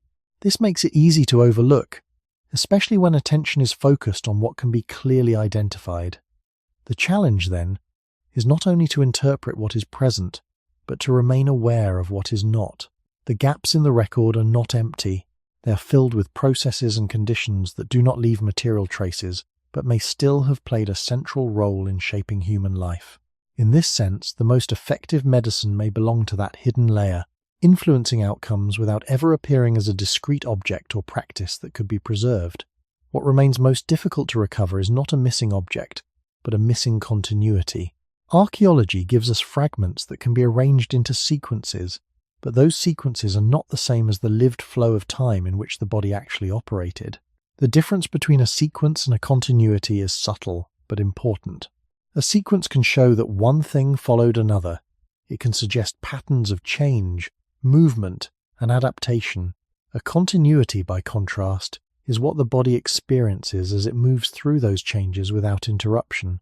It is the ongoing presence of conditions that shape how each moment connects to the next. When that continuity is lost, what remains are isolated points that no longer fully explain themselves. This is where the central question deepens. If the most effective support for human recovery depended on a continuous background, then the disappearance of that background from the record would leave behind only its outcomes, not its structure. We would see that healing occurred, but not how the surrounding conditions sustained it. We would see that people survived injury, but not the full range of influences that made that survival possible. This creates a kind of inversion, where the visible evidence becomes detached from the processes that produced it. The more we rely on that evidence alone, the more we risk treating outcomes as if they were self-contained. In reality, they may be the final expressions of a much larger field of interaction that has not been preserved. The body does not operate in isolated moments. It carries the effects of previous conditions forward into each new situation. A period of rest influences how the body responds to the next period of effort. Exposure to light influences how the body manages cycles of activity and recovery. Patterns of movement influence how strain is distributed and how repair is initiated. Social presence influences whether a person can reduce activity long enough for recovery to take place. Each of these factors extends across time, linking one moment to another. When we attempt to reconstruct the past, we often break this continuity into segments, because segments are easier to analyze. But in doing so, we may lose sight of the fact that the body experienced these segments as part of a continuous process. This matters because the effectiveness of any single factor cannot be fully understood without considering how it interacts with others over time. A condition that seems minor in isolation may have a significant effect when it is repeated consistently. Conversely, an action that appears powerful in a single instance may have limited impact if it is not supported by the broader context. The archaeological record, by its nature, emphasizes what can be separated and preserved. It encourages us to look for discrete causes and effects, yet the body's ability to recover may have depended more on the integration of many small influences than on any single dominant factor. This integration is precisely what is hardest to capture when continuity is broken into fragments. As a result, the most effective medicine may not be identifiable as a single element within the record. It may be the pattern that connected those elements, the continuity that allowed the body to move between states of strain and recovery without constant interruption. When that continuity is no longer visible, it becomes difficult to recognize its role. It cannot be pointed to in the same way as a tool or a structure. It cannot be measured directly. It can only be inferred through the limits of what remains. This inference does not produce certainty, but it provides a way of understanding why something so central could leave so little trace. The absence is not empty. It reflects the kind of process that was involved, one that operated across time and space without being concentrated in a form that could endure. In this sense, the archaeological silence around the most effective support for healing is not a sign that it did not exist. It is a sign that it existed in a way that could not be easily separated from the flow of life itself. Among the conditions that do not leave clear traces, time itself may be one of the most important. Not time as a number that can be counted, but time as it is experienced by the body. The pacing of activity and rest, the duration of exposure, the intervals between effort, and the alignment of these intervals with cycles of light and darkness. The body does not recover in a single instant. It recovers across time, and the structure of that time shapes how effectively its internal processes can operate. In earlier human environments, time was not divided into uniform segments controlled by external systems. It was shaped by recurring patterns that emerged from the interaction between the earth and the body. Day followed night, activity followed opportunity, rest followed exertion, or darkness, or both. These patterns were not identical for every group or every individual, but they shared a quality of continuity that allowed the body to anticipate and respond to change. This anticipation is not conscious. It is built into the body's regulatory systems, which adjust based on repeated signals over time. When those signals remain within a familiar range, the body can coordinate its processes more effectively. This coordination does not eliminate stress or injury, but it influences how the body moves between states of strain and recovery. For example, periods of reduced activity can allow certain processes to proceed with fewer interruptions, while periods of activity can stimulate others. The balance between these states is not fixed, but it depends on the timing and duration of each phase. In environments where these phases follow recognizable patterns, the body can adapt to them in a way that supports ongoing regulation. Archaeological evidence cannot directly show how time was structured in daily life, but it can suggest the conditions under which time was experienced. The absence of artificial lighting, for instance, implies that darkness would have played a significant role in shaping activity. The presence of tools and remains associated with hunting, gathering, or later forms of labor suggests that effort was tied to the demands of the environment rather than to a fixed schedule. These inferences are general, but they point toward a form of time that is responsive rather than imposed. In such a context, recovery may have been distributed across multiple periods rather than concentrated into a single designated interval. This distribution means that the body did not rely on one moment to repair itself. Instead, it engaged in continuous adjustment, using the available time in different ways depending on circumstances. When we consider the title's question, this perspective introduces another layer. If the most effective support for healing depended on the way time was structured and experienced, then it would not appear as a discrete element that could be recorded. Time does not leave behind a physical residue that can be preserved. It can be measured in abstract terms, but its biological meaning depends on how it is lived. A written record can describe a duration or a sequence, but it cannot fully capture how that duration interacts with the body's internal processes. This makes time both central and elusive. It is always present, yet difficult to isolate as a factor. As human environments changed, the structure of time also began to shift. The introduction of more controlled forms of lighting, the organization of labor into more regular patterns, and the increasing separation of activity from natural cycles all contributed to a different experience of time. These changes did not occur uniformly, and they did not affect all aspects of life in the same way. However, they introduced new forms of regularity that were not directly tied to environmental rhythms. This new regularity can provide stability, but it can also alter the signals that the body uses to coordinate its processes.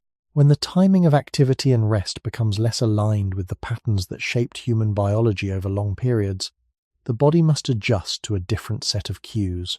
This adjustment does not necessarily produce immediate or obvious effects, but it changes the context in which recovery occurs.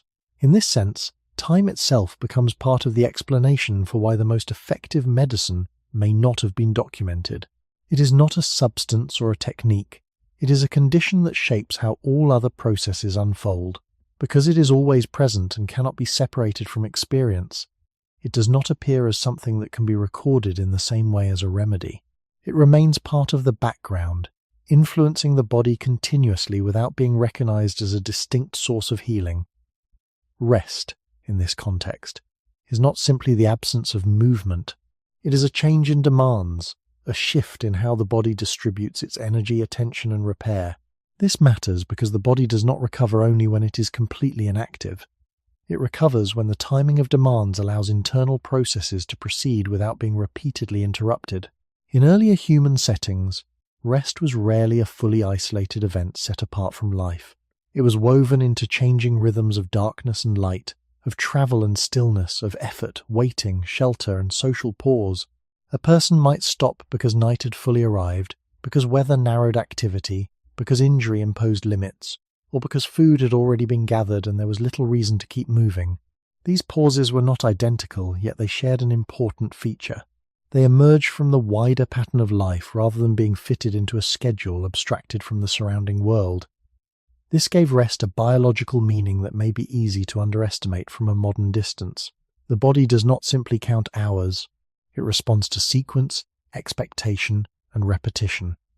When periods of lower demand return with some regularity, the body can begin shifting toward repair before a person consciously notices it. When those periods are repeatedly cut short, delayed, or filled with conflicting signals, recovery may become less smooth, even if total time appears similar in the abstract.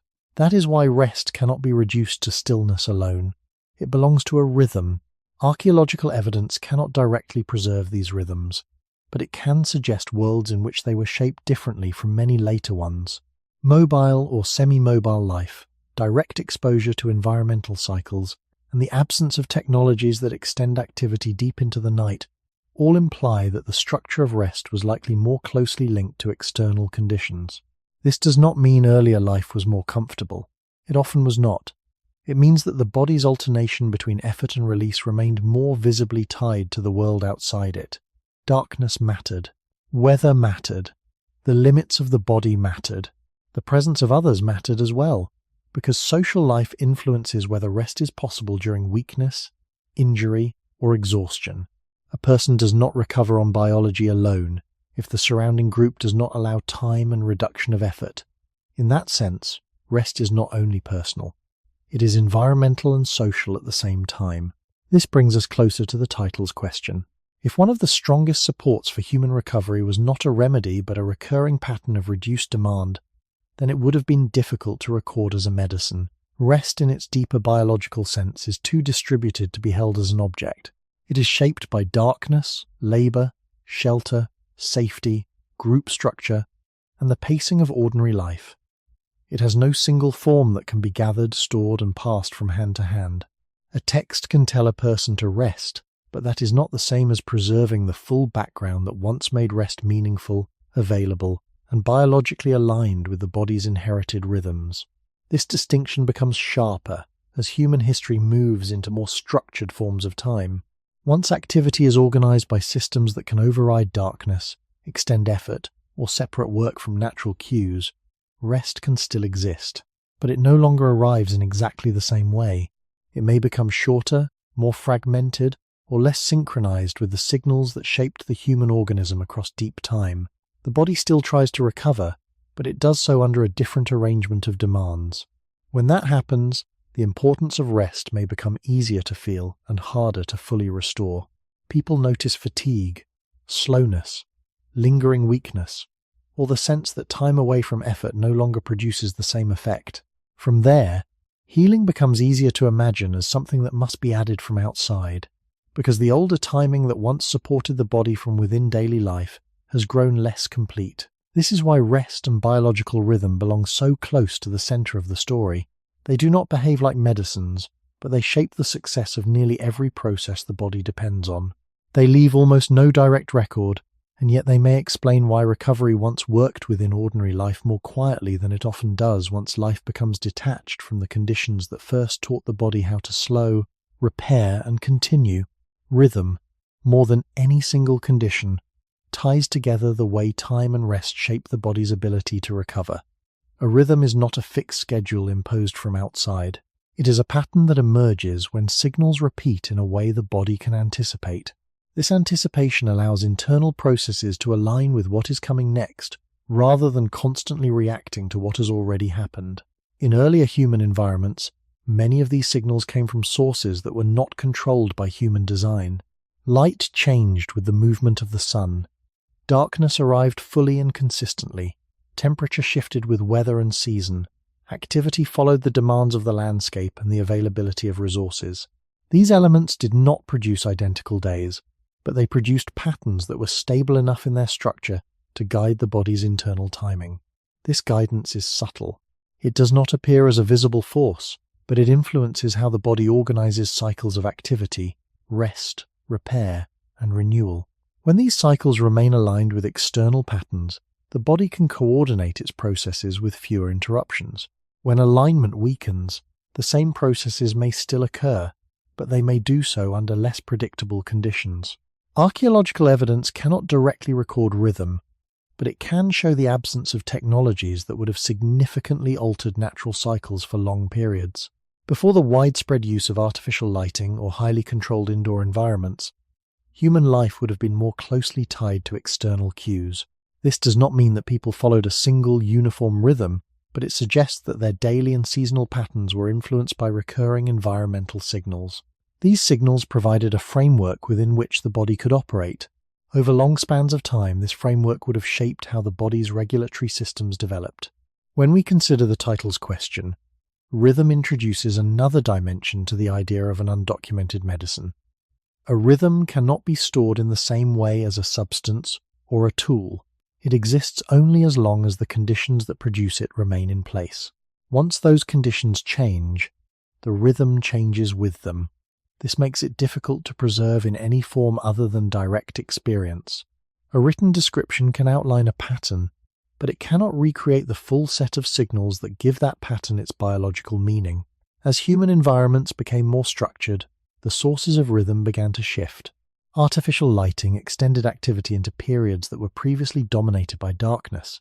Work and social organization introduced schedules that could override natural cues. Built environments reduced exposure to external variation, creating more consistent but less diverse conditions. These changes did not eliminate rhythm, but they altered its source and structure. Instead of emerging primarily from the interaction between body and environment, rhythm became increasingly shaped by human systems. This new form of rhythm can provide stability, but it may not align in the same way with the patterns that shaped human biology over long periods. When alignment changes, the body must adapt to a different set of cues. This adaptation can be gradual, and its effects may not be immediately apparent. However, it changes the context in which recovery occurs. Processes that depend on timing and sequence may operate under conditions that differ from those in which they originally developed. This does not necessarily prevent recovery, but it may influence how smoothly or consistently it takes place. In this sense, rhythm becomes a hidden factor in the story of healing. It is always present, but its influence is difficult to isolate. It does not act as a discrete intervention, and it does not produce a single measurable effect. Instead, it shapes the conditions under which many processes occur. Because of this, it does not fit easily into systems of knowledge that prioritize identifiable causes and effects. It remains part of the background, influencing outcomes without being recognized as a separate element. This helps explain why something so central could remain undocumented. If the most effective support for healing depended on the alignment of the body with recurring patterns of time and environment, then it would not appear as a distinct object or practice. It would exist as a relationship, one that could only be maintained through continued exposure to certain conditions. Once those conditions change, the relationship changes as well, and what remains is not a clear record of what has been lost, but a set of outcomes that no longer unfold in exactly the same way. Another layer that rarely enters written records is the structure of human groups themselves, not in terms of names or events, but in terms of how individuals were positioned within a network of others across time. Healing does not occur in isolation, even though it often appears that way when described through individual symptoms and individual treatments. The body may carry out the internal processes of repair, but the conditions that allow those processes to continue often depend on the surrounding group. This dependence is difficult to record because it is not a single action. It is a pattern of presence, of shared space, of attention that may or may not be given, and of roles that shift depending on need. In earlier human settings, survival after injury or illness would frequently have required some level of support from others. A person who could not move easily, gather food, or protect themselves would have depended on the willingness and capacity of the group to maintain their place within it. Archaeological evidence offers occasional glimpses of this through individuals who show signs of long-term survival despite conditions that would have limited their independence. These cases suggest that care existed, but they do not reveal how that care was organized on a daily basis. They do not show how often assistance was given, how it was distributed, or how it changed across different environments and social structures. What they do suggest is that healing, in many cases, was not only a biological process but also a social one.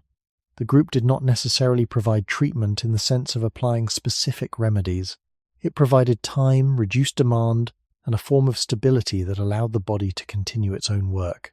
This kind of support is difficult to isolate because it is woven into the structure of life itself. It does not appear as a distinct intervention, and it does not leave behind a clear material trace. It exists in the relationships between individuals, in the way labor is shared, and in the way vulnerability is managed within a community.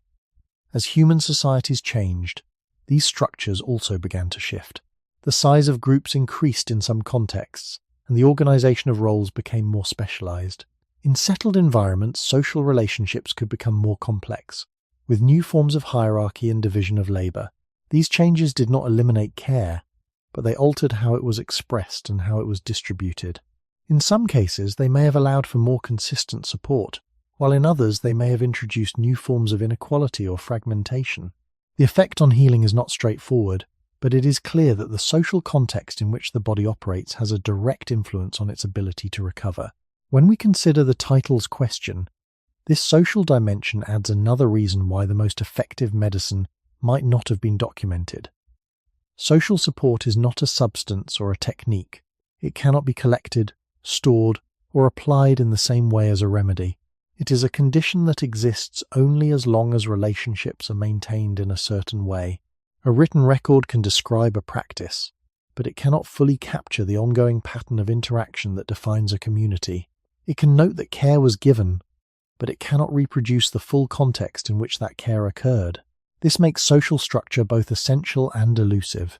It shapes the conditions under which the body's internal processes can proceed, but it does so without leaving a clear, repeatable trace. Over time, as attention shifts toward what can be recorded and transmitted, the role of social conditions in healing may become less visible, even though it remains fundamental. Healing becomes associated with what can be done to the body, rather than with the broader network of relationships that surrounds it. This does not diminish the importance of recorded practices, but it does suggest that they represent only part of the story. The rest remains embedded in patterns of living that are harder to define and therefore harder to preserve. In this sense, the structure of human groups is another example of a factor that can be central to recovery while remaining largely undocumented. It operates continuously, influencing outcomes without appearing as a discrete element that can be separated from the flow of life. This makes it easy to overlook, especially when the focus is on interventions that can be clearly identified and repeated. Within any human group, care is rarely a single, clearly defined act. It is distributed across time, across people, and across ordinary interactions that do not always appear significant on their own. A person who cannot contribute in the usual way for a period of time may still be included in the group's activities, still receive food, still be protected from immediate danger. These forms of support do not require formal recognition to function. They are embedded in the structure of relationships, in expectations that are shaped over long periods of living together. When these expectations remain stable, care can occur without being named as such. It becomes part of how the group sustains itself. This has direct implications for healing. The body's internal processes can only proceed as long as the individual remains within a context that allows time and reduced demand. If a person is forced to continue exertion beyond what their condition allows, recovery may be delayed or incomplete. If, on the other hand, the group adjusts its behavior to accommodate that person's temporary limitation, the body has a greater opportunity to carry out its own work. This adjustment does not need to be planned as a medical intervention. It can arise from patterns of cooperation, from shared understanding, or from the practical need to maintain group stability. Archaeological evidence offers limited but meaningful indications of this kind of support. Individuals with healed injuries that would have significantly reduced mobility suggest that others must have contributed to their survival during recovery. However, the details of how this support was organized remain largely invisible. The record does not show the day-to-day decisions that made it possible. It does not reveal how long assistance was provided, how it varied across different groups, or how it changed over time. What it does show is that survival beyond injury was not always a solitary process. It often depended on the presence of others. This dependence introduces a layer of variability that is difficult to capture in written form. Social support is not uniform. It changes with group size, with resource availability, with cultural expectations, and with the specific circumstances of each situation. Because of this, it does not lend itself to standardization. It cannot be easily turned into a set of instructions that can be applied in the same way across different contexts. This makes it less likely to be recorded, even though it may be essential for recovery. As human societies became more complex, the ways in which care was organized also changed. In some cases, the development of specialized roles may have concentrated certain forms of support in the hands of particular individuals. In others, increasing population density and social stratification may have altered how resources were distributed. These changes do not follow a single pattern, and their effects on healing are not uniform. However, they introduce new dynamics that can shift the balance between individual and collective responsibility. In more structured societies, care may become more formalized in some respects, but it may also become more uneven in others. The presence of institutions can provide stability, but it can also create distance between individuals and the conditions that support recovery. When we return to the central question, this complexity helps explain why the most effective medicine might not have been documented. If recovery depended in part on the structure of relationships within a group, then it would not appear as a discrete element that could be easily recorded. It would exist as a pattern of interaction, one that is experienced rather than described. A text can record that a certain treatment was applied, but it cannot fully capture the network of support that allowed that treatment to be effective. It cannot preserve the way time was shared, how effort was redistributed, or how the presence of others influenced the body's capacity to recover. These factors remain embedded in the social fabric, influencing outcomes without being isolated as individual causes. Over time, as attention shifts toward what can be clearly defined and transmitted, the role of social conditions may become less visible, even as it continues to shape the experience of healing. This does not mean that it disappears, but it becomes part of the background, operating alongside more visible forms of intervention. In this way, the structure of human groups continues to support recovery, but it does so in a manner that resists documentation, remaining present without being fully recorded. Across generations, social structure does more than help a single injured person survive. It also determines what kinds of vulnerability a community learns to absorb, what forms of weakness can be carried without collapse, and how much time the body is allowed before it is forced back into demand. This longer view matters because healing is not only about the isolated individual, it is also about the population, about whether a group preserves ways of living in which the very young, the weak, the injured, and the aging can remain inside the human circle long enough for recovery, adaptation, or compensation to occur. In that sense, care is not merely an act of kindness. It becomes part of the structure through which human life continues across time. A community that can hold a vulnerable member within it creates a different biological and social environment from one that cannot. This does not mean all early groups behaved in the same way, or that care was always available. The evidence does not support such certainty, but the broader point remains firm. Wherever individuals survived conditions that would have limited independence, some surrounding pattern of support must have existed. That pattern may have included food sharing, protection, slower movement, altered labor, shelter, or simply the absence of abandonment. None of these are easy to record as medicines, yet each can change whether the body has enough continuity of time and safety to keep repairing itself. Archaeology offers only narrow windows into this reality.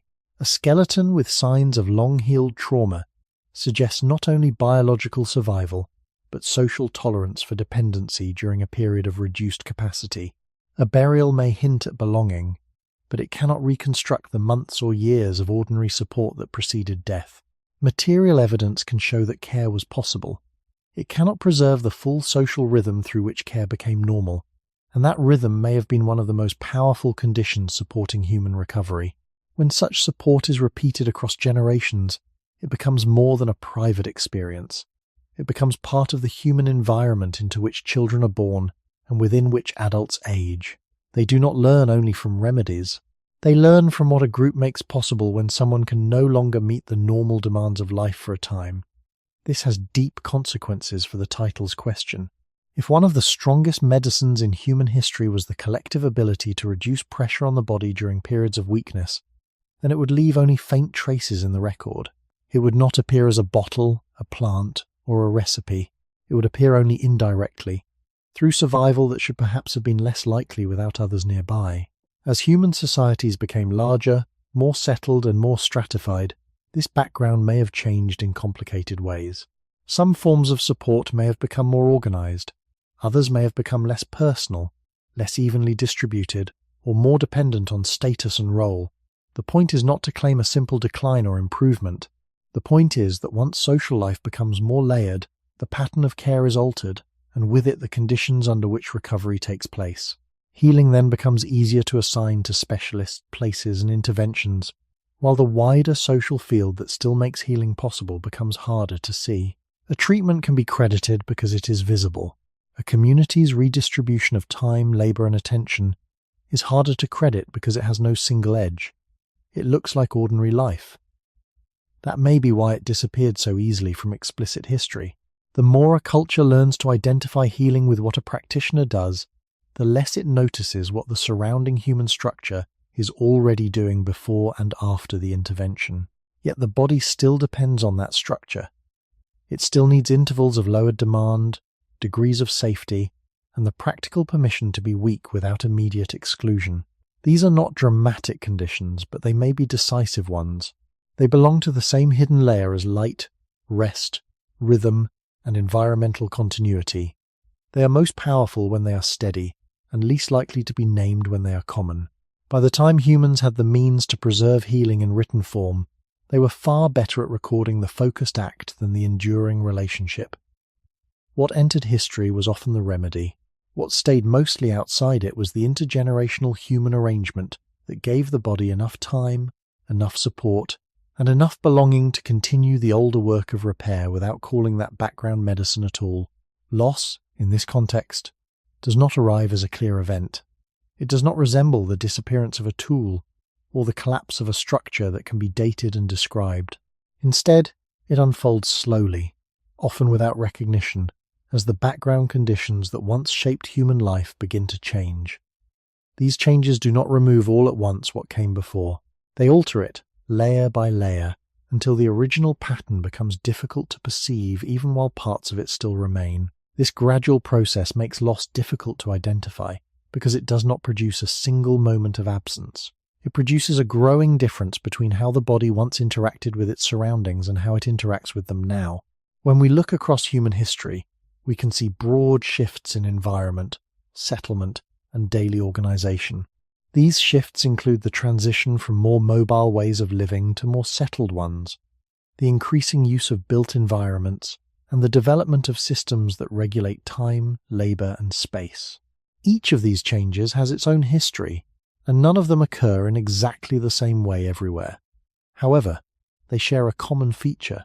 They modify the conditions under which the human body operates. They change how light is experienced, how movement is distributed, how rest is structured, and how individuals relate to one another within a group. These modifications do not necessarily appear harmful in isolation.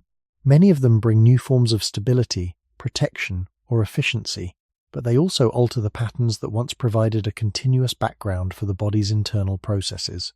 Because these patterns were not recognized as separate elements, their alteration does not immediately appear as a loss. It appears as a change in circumstances, one that may seem normal within the new context. Over time, however, the cumulative effect of these changes can become more apparent. The body may begin to respond differently to familiar challenges. Recovery may take longer in some cases, or follow less predictable paths. Certain forms of strain may become more concentrated, while others diminish. These shifts do not produce a single identifiable outcome. They create a landscape of differences that are difficult to attribute to any one cause. This makes it challenging to connect the present state of the body to the earlier conditions in which it developed. The connection is not broken, but it is less direct. The body continues to carry its inherited capacities, but it expresses them within a different set of influences. Archaeological and historical evidence can show parts of this transformation. Changes in settlement patterns, in architecture, and in the organization of labor provide clues about how human environments have evolved. These clues suggest that over time, human life has become more structured and more mediated by built systems. However, the record does not fully capture how these changes affect the continuous interaction between the body and its surroundings. It shows the visible aspects of transformation, but not the full biological implications. This gap is important for understanding why the most effective medicine might not have been documented. If that medicine was not a discrete element but a set of conditions that operated continuously, then its loss would not appear as the disappearance of a single item. It would appear as a gradual shift in how the body experiences its environment. Because this shift is distributed across many aspects of life, it does not draw attention to itself in a direct way. It becomes part of the new normal, even as it alters the background against which the body functions. In this sense, the absence of documentation is not simply a matter of oversight, it reflects the nature of what is being lost. Conditions that are integrated into daily life are difficult to isolate, and therefore difficult to record. When they change, the effects are often subtle and cumulative rather than immediate and dramatic. This makes it easy to overlook their significance, especially when attention is focused on more visible elements, such as tools, substances, or specific practices. The process of loss, then, is not a single event but an ongoing transformation. It reshapes the context in which healing occurs, without leaving a clear record of what has been altered. As a result, the most effective support for recovery may fade from view not because it was insignificant, but because it was too deeply embedded in the fabric of life to be recognized as a separate entity before it began to change. What makes this gradual loss difficult to recognize is that each change, taken on its own, can appear reasonable, even beneficial. A more stable shelter protects against weather. A more predictable schedule can organize labor and coordination. A more controlled environment can reduce certain immediate risks. None of these developments are inherently negative, and many of them have supported the growth and complexity of human societies. The difficulty lies not in any single change, but in how multiple changes interact over time. When several aspects of life shift in the same direction, the combined effect can alter the overall pattern that once supported the body's internal processes. Because this alteration happens across different domains at once, it does not present itself as a single problem. It appears as a new arrangement of life, one that gradually becomes familiar. The body continues to adapt, but it does so within a context that differs from the one in which its regulatory systems were originally shaped. This adaptation is ongoing, and it does not stop as conditions continue to evolve. However, adaptation has limits, especially when changes occur more rapidly than biological systems can adjust across generations. In such cases, the body may operate under conditions that are not fully aligned with its inherited patterns. This misalignment does not necessarily produce immediate or dramatic effects. It can manifest as subtle shifts in how the body responds to strain, how it manages energy, or how it recovers from disruption. These shifts are often difficult to trace because they do not point to a single cause. They emerge from the interaction of many factors, each of which may seem minor when considered alone. Archaeological and historical records reflect this complexity in indirect ways. They show the accumulation of changes in how humans build, organize, and inhabit their environments.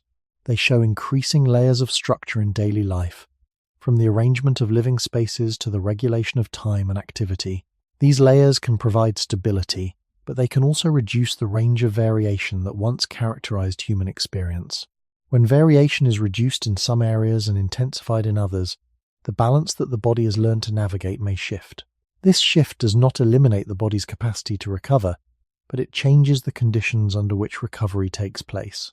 One of the most important aspects of this process is that it does not produce a clear contrast between before and after. Instead, it creates a continuum in which earlier patterns are gradually replaced or modified. Because of this, it is difficult to identify a specific point at which something essential was lost. The loss is distributed across time, and its effects are layered. This makes it easy to attribute changes in the body's behavior to immediate factors, such as specific actions or conditions, while overlooking the broader context in which those factors operate.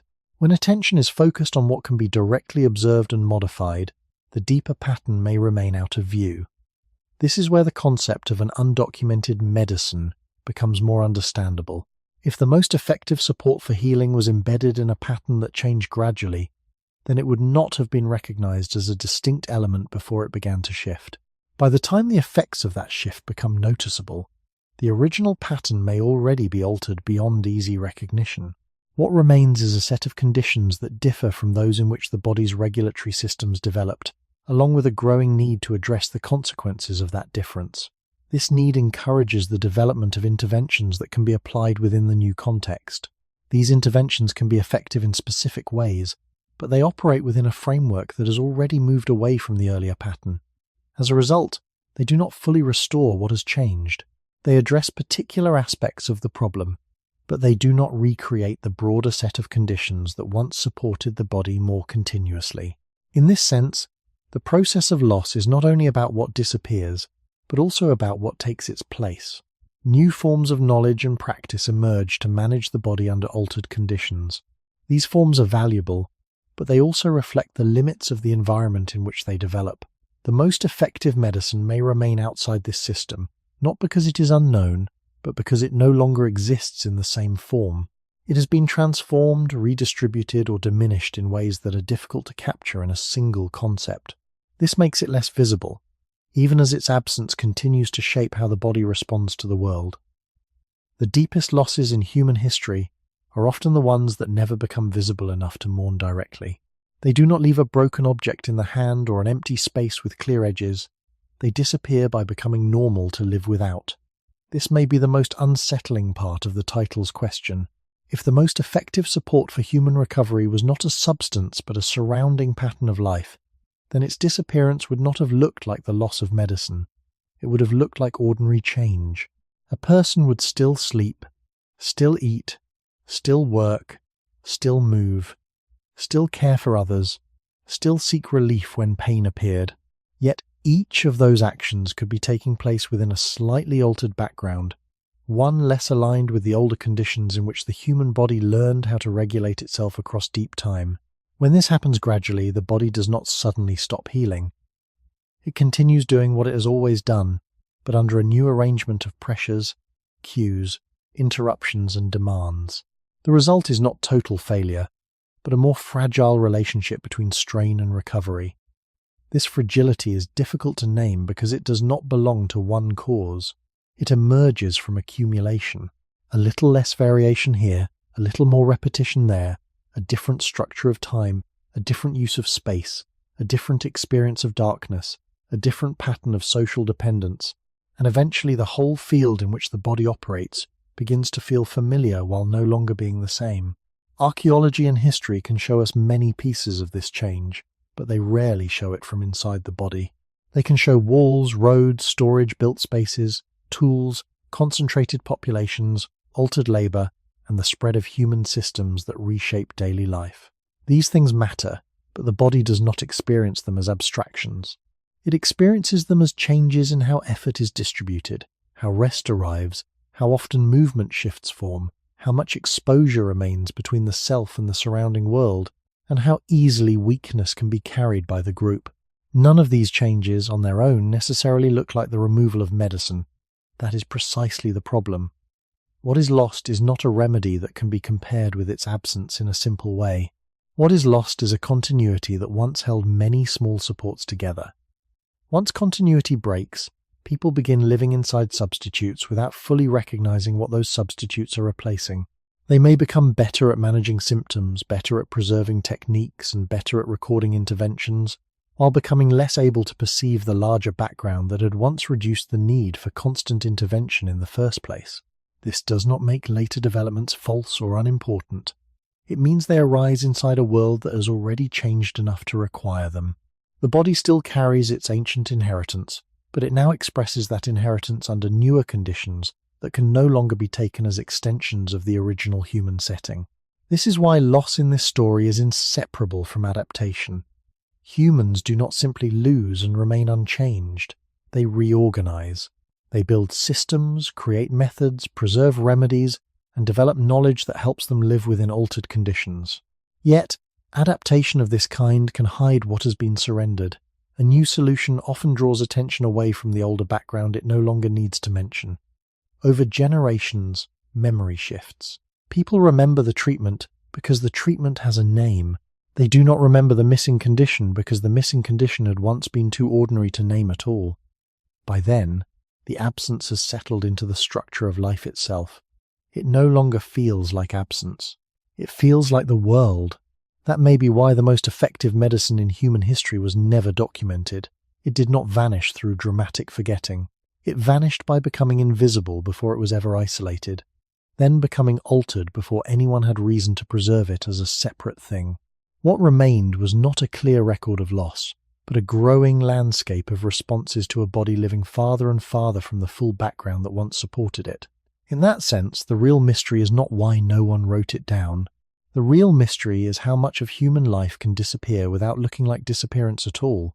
When we arrive at the present, the pattern becomes easier to feel, but not necessarily easier to define. The human body still carries the same deep structure shaped across long spans of time, yet it now operates within environments that are layered with systems, controls, and arrangements that did not exist for most of that history. This does not create a simple contrast between past and present. It creates a complex overlap where older biological patterns continue to function inside newer conditions. The result is not a complete break, but a subtle misalignment, one that is often experienced without being clearly understood. In daily life, this misalignment does not appear as a single problem. It appears as a series of small signals that are easy to attribute to immediate causes, a sense that recovery takes longer than expected, a feeling that rest does not fully restore what it once did, a pattern of fatigue that seems to return without a clear reason. These experiences are not universal, and they vary widely between individuals and environments. However, they point toward a broader question about how the body's internal processes interact with the conditions in which they now operate. When attention is focused on specific symptoms, the response is often to look for specific solutions. This is consistent with the development of medicine as a system of interventions.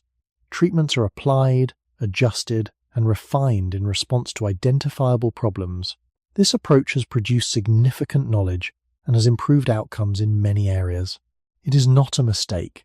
It is a continuation of the shift toward understanding the body through what can be acted upon directly. However, this focus can also make it difficult to perceive the larger pattern in which these problems arise. The body does not exist in isolation from its environment, and the conditions of daily life continue to influence how it functions. When those conditions differ from the ones in which the body's regulatory systems developed, the effects may not be immediately obvious. They may appear as subtle variations in how the body responds to stress, how it manages energy, or how it moves between states of activity and rest. These variations are often interpreted within the framework of individual experience, rather than as part of a broader shift in the relationship between the body and its surroundings. Archaeological and historical perspectives help to frame this difference, even if they cannot provide precise comparisons. They show that human environments have become more structured over time, with greater control over certain variables and less exposure to others. This structuring has many advantages, including increased stability and the ability to support larger populations.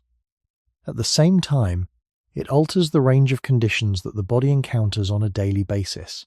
When the range narrows or shifts, the body's responses adjust accordingly. This adjustment is ongoing, and it does not necessarily produce immediate or dramatic changes. It operates gradually, influencing how the body functions within the new context. The difficulty lies in recognizing these influences as part of a larger pattern rather than as isolated issues. When each experience is treated as a separate problem, the underlying continuity can be overlooked. This is where the idea of an undocumented medicine becomes relevant again. If the most effective support for healing was embedded in a pattern of living that is no longer fully present, then its absence would not appear as a missing object. It would appear as a change in the background conditions that shape everyday experience. Because these conditions are not easily isolated, they are not easily addressed within systems that focus on specific interventions. This does not mean that such systems are inadequate.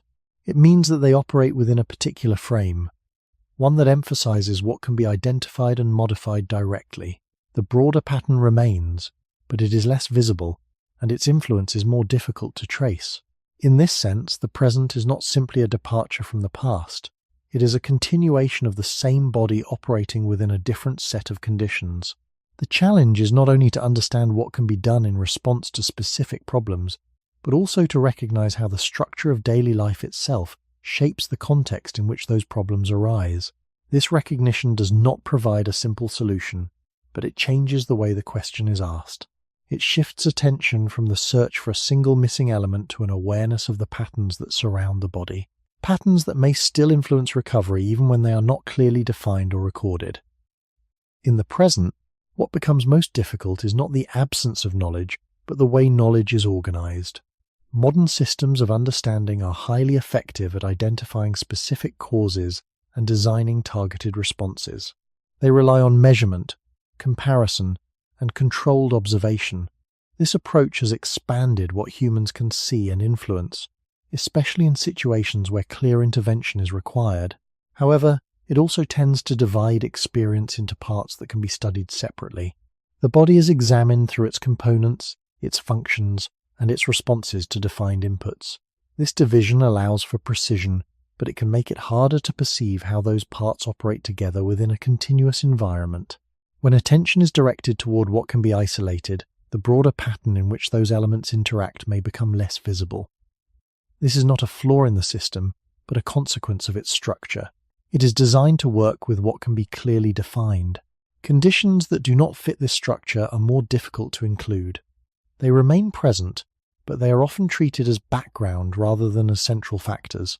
This creates a situation in which the most visible aspects of healing are those that can be directly influenced, while the less visible aspects are harder to integrate into the same framework. The body, however, continues to operate as a whole.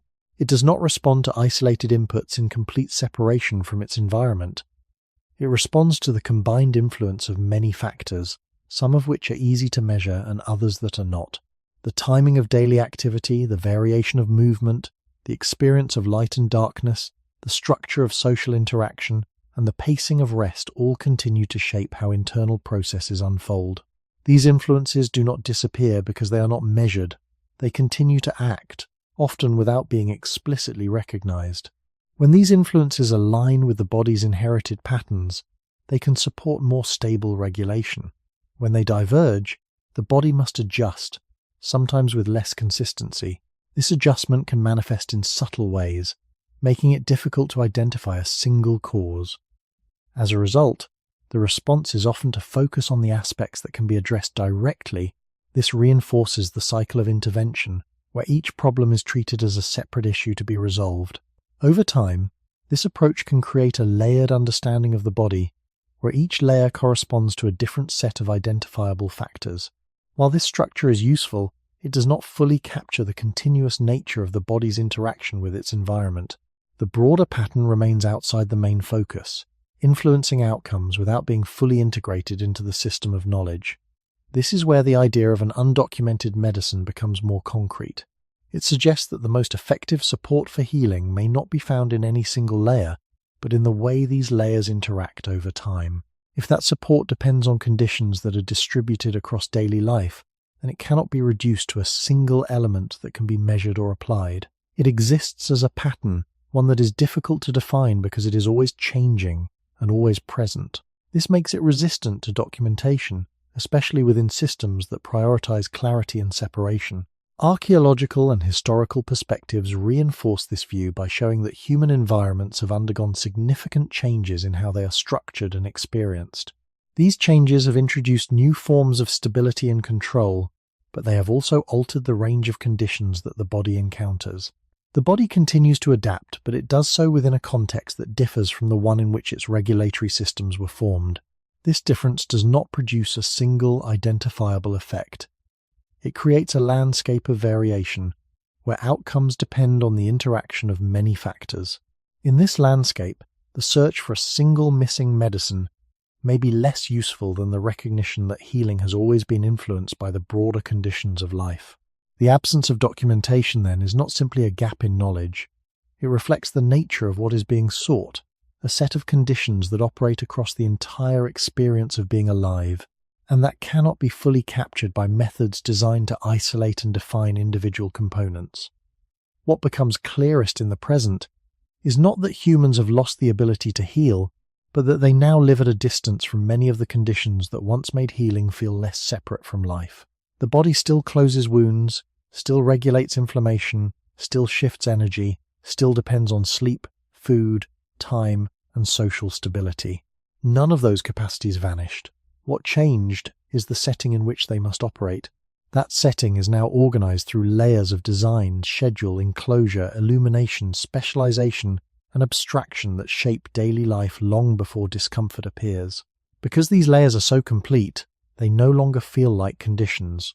They feel like reality itself. This is why the older background is so difficult to perceive. A person living inside a heavily structured world does not experience that world as a set of deviations from a deep human past.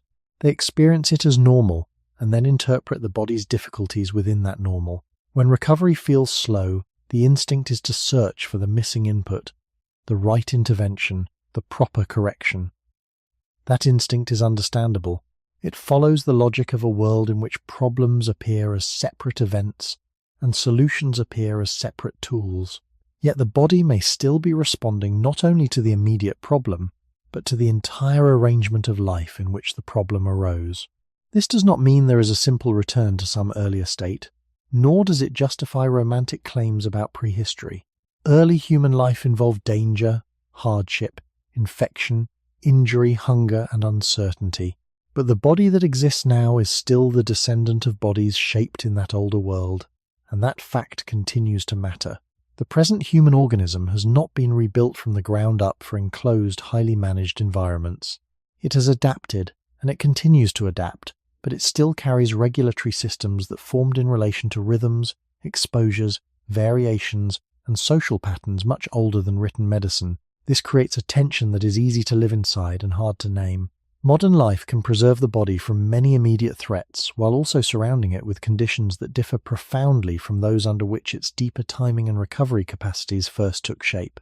As a result, healing can become increasingly associated with discrete acts, because the broader field in which the body once found support has become less visible.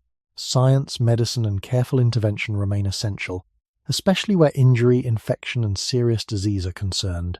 Nothing in this argument should be taken as a rejection of that reality. The point is narrower and more historical. Even the most advanced intervention enters a body that is already living within a total pattern of time, light, movement, rest, enclosure, and social pressure. If that total pattern matters, and there are strong reasons to think it does, then the deepest support for healing may still lie partly outside what can be packaged as a remedy. It may remain distributed across the ordinary structure of life, just as it once was, though now in altered and often fragmented form. This is what makes the title so unsettling. The most effective medicine in human history may never have been documented, not because humans failed to notice something magical, but because what mattered most was too wide, too constant, and too entangled with being alive to stand apart as a named object. By the time people had the means to preserve healing in words, they were already preserving it from within worlds where the older background had been weakened, narrowed, or divided into pieces. What survived in the record were the pieces. What did not survive clearly was the whole. And so the present inherits a strange condition. Humans possess immense knowledge about intervention, yet still live inside bodies that remember a larger pattern without being able to fully describe it. The missing medicine may not be a lost substance waiting to be rediscovered. It may be the fading outline of a way of living in which the body was supported continuously by conditions so ordinary that no one could have imagined they would one day need to be explained at all.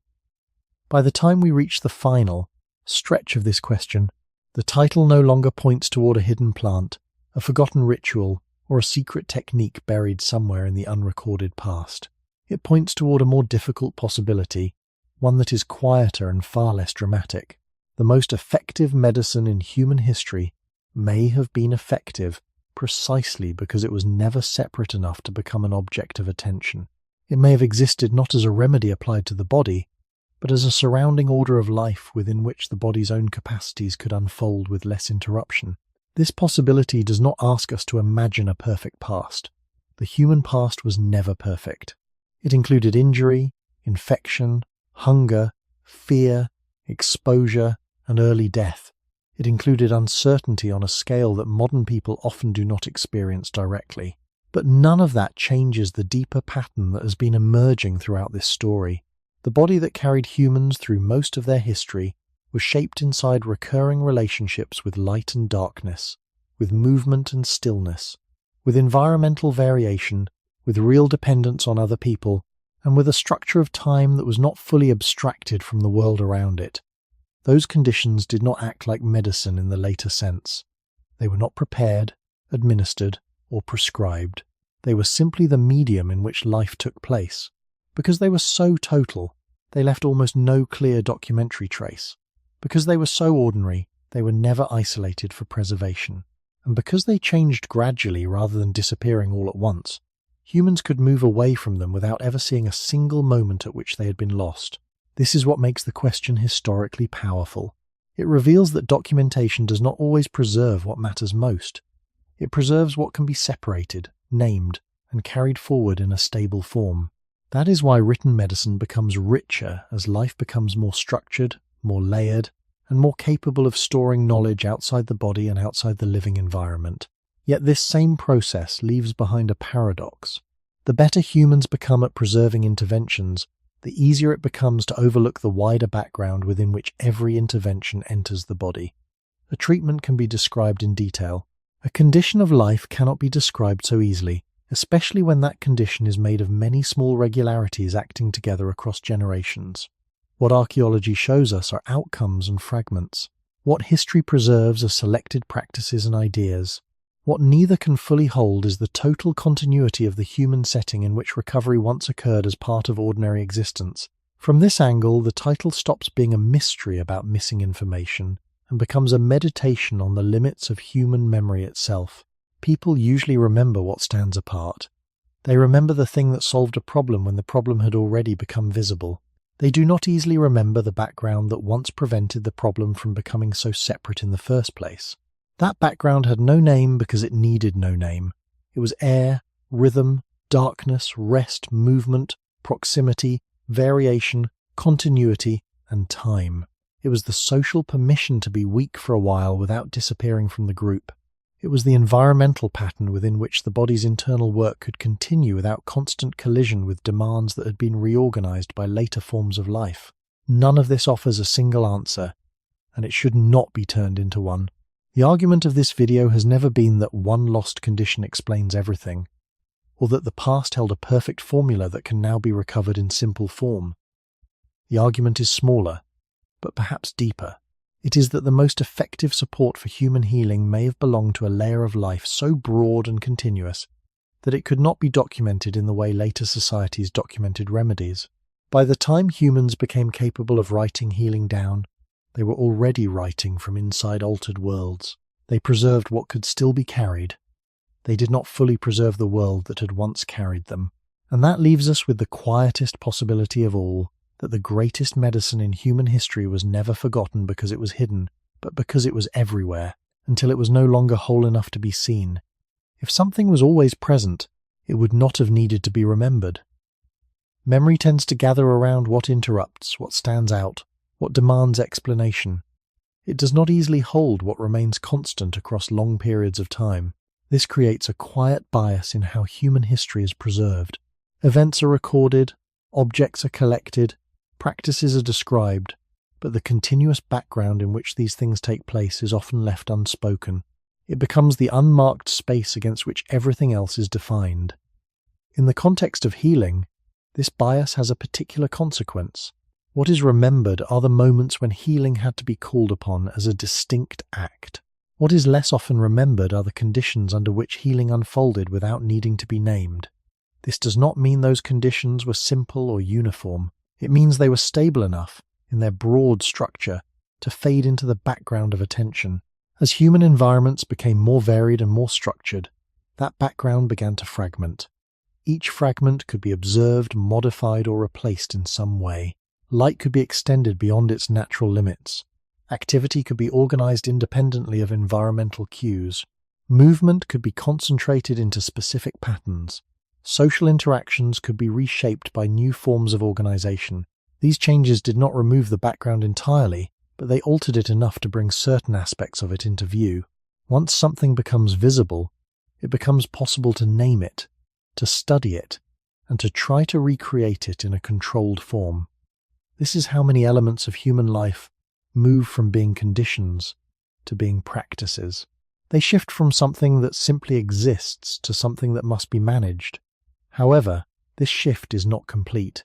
The body continues to operate within a total environment, even if that environment is now more complex and more mediated. It still responds to timing, to variation, to social context, and to the interplay of many factors that cannot be fully separated. The difficulty lies in recognizing these influences without reducing them to isolated components. When each element is treated as a separate variable, the sense of a continuous pattern can be lost. The pattern becomes a collection of parts, each addressed individually, rather than a whole that shapes how those parts interact. This is where the idea of an undocumented medicine reaches its final form. It is not a single element waiting to be rediscovered. It is the recognition that the most effective support for healing may have been distributed across the entire structure of life. It may have existed in the alignment of many small factors that together created a context in which the body could regulate itself more consistently. Because this alignment did not present itself as a distinct object or practice, it did not enter the historical record in the same way as later medical knowledge. It remained implicit, carried through experience rather than through description. As that alignment changed, the need for explicit knowledge increased. People began to record what they could identify and reproduce. This process expanded human understanding and created new possibilities for care. At the same time, it shifted attention toward what could be defined, leaving the broader pattern less clearly articulated. Over time, this can create the impression that healing is primarily a matter of applying the right intervention, when in fact it may also depend on the conditions in which that intervention is received. This does not reduce the value of intervention. It places it within a larger context. It suggests that the effectiveness of any action is shaped by the environment in which it occurs, even if that environment is not fully described. The final question, then, is not whether the most effective medicine can be found as a missing object. It is whether it can be understood as a pattern that continues to influence the body, even when it is not explicitly recognized. This pattern does not belong to the past alone. It exists in every moment, in the way time is structured, in the way space is used, in the way people relate to one another, and in the way the body moves between activity and rest. It is present whether or not it is named. The challenge is that it does not stand still long enough to be captured in a single description. It changes as conditions change, and it resists being reduced to a formula. This makes it difficult to document, but not impossible to sense. It can be approached not as a fixed solution, but as an awareness of how the body is situated within the world. That awareness does not provide a single answer, but it reframes the question. It shifts the search from something that can be added to something that is already there, shaping every process the body carries out, quietly, continuously, and often without recognition. And so the question remains open, but in a quieter way than it first appeared. Why has the most effective medicine in human history never been documented? Perhaps because documentation begins too late. It begins after something has already separated from life enough to be noticed, enough to be named, enough to be carried as a method instead of lived as a condition. By then, the body is still the same body in its deep inheritance, but the world around it has changed enough that healing must increasingly be sought in visible forms. That is why history remembers substances, practices, and systems, while forgetting the wider field in which the body once carried out much of its repair without calling attention to itself. The body still does that work now. It still closes, regulates, compensates, recalibrates, and endures. But it does so inside environments that are more managed, more fragmented, and more removed from many of the older patterns that once surrounded human life continuously. This does not mean the past contained a perfect answer, or that modern life can be measured against an imagined lost harmony. Nothing in human history supports such a simple conclusion. The older human world was often harsh, unstable, and dangerous. It asked much from the body and offered no guarantees. Yet even within that hardship, the body was living inside a structure of time, exposure, movement, darkness, variation, and dependence on others that had shaped it over immense stretches of time. That structure may never have looked like medicine because it was not a remedy applied after life had gone wrong. It was part of life before the dividing line between ordinary living and healing had fully hardened. Once that line hardened, recorded medicine became possible. It also became necessary. Humans learned to preserve interventions because interventions could be named, repeated, compared, taught, and improved. That achievement matters deeply. It has allowed care to travel across generations and across great distances. It has saved lives, reduced suffering, and made visible many processes that earlier people could not have described in the same way. But even at its most precise, intervention enters only after the body has already been living within a total pattern of conditions. No remedy arrives in an empty space. It arrives in a life, in a structure of days and nights, in habits of movement and stillness, in the presence or absence of social support, in the timing of effort, in the meaning of rest, and in the countless ordinary arrangements that shape how a body receives everything that is done to it. That may be the educational value hidden inside the title. The deepest supports of human life are not always the ones most clearly remembered. Some of the most powerful forces are the least dramatic, because they do not arrive as events. They arrive as background. They act slowly, continuously, and without asking to be noticed. And for that very reason, they are easy to lose from history. Human beings are skilled at recording what they add. They are less skilled at recording what once surrounded them so completely that it never seemed separate enough to need a name. So, the most effective medicine in human history may have disappeared from the record for the same reason air disappears from attention when breathing is easy. It was not hidden. It was not secret. It was simply too constant to stand apart. Perhaps that is why the story ends not with a recovered formula, but with a different kind of awareness. Not an answer that can be held in the hand, but a slower recognition that the body has always belonged to more than treatments alone. It belongs to conditions, rhythms, relationships, and environments that shape what healing can become, long before healing is consciously sought. History preserved the fragments because fragments are what writing can hold. What writing could not fully hold was the whole. And if that is true, then the greatest loss was not the disappearance of one forgotten medicine, but the gradual fading of a world in which the body was supported so continuously that no one would have thought to write its name down at all. What, then, are we still living inside without noticing, and what have we already lost so completely that we no longer know it was ever helping us?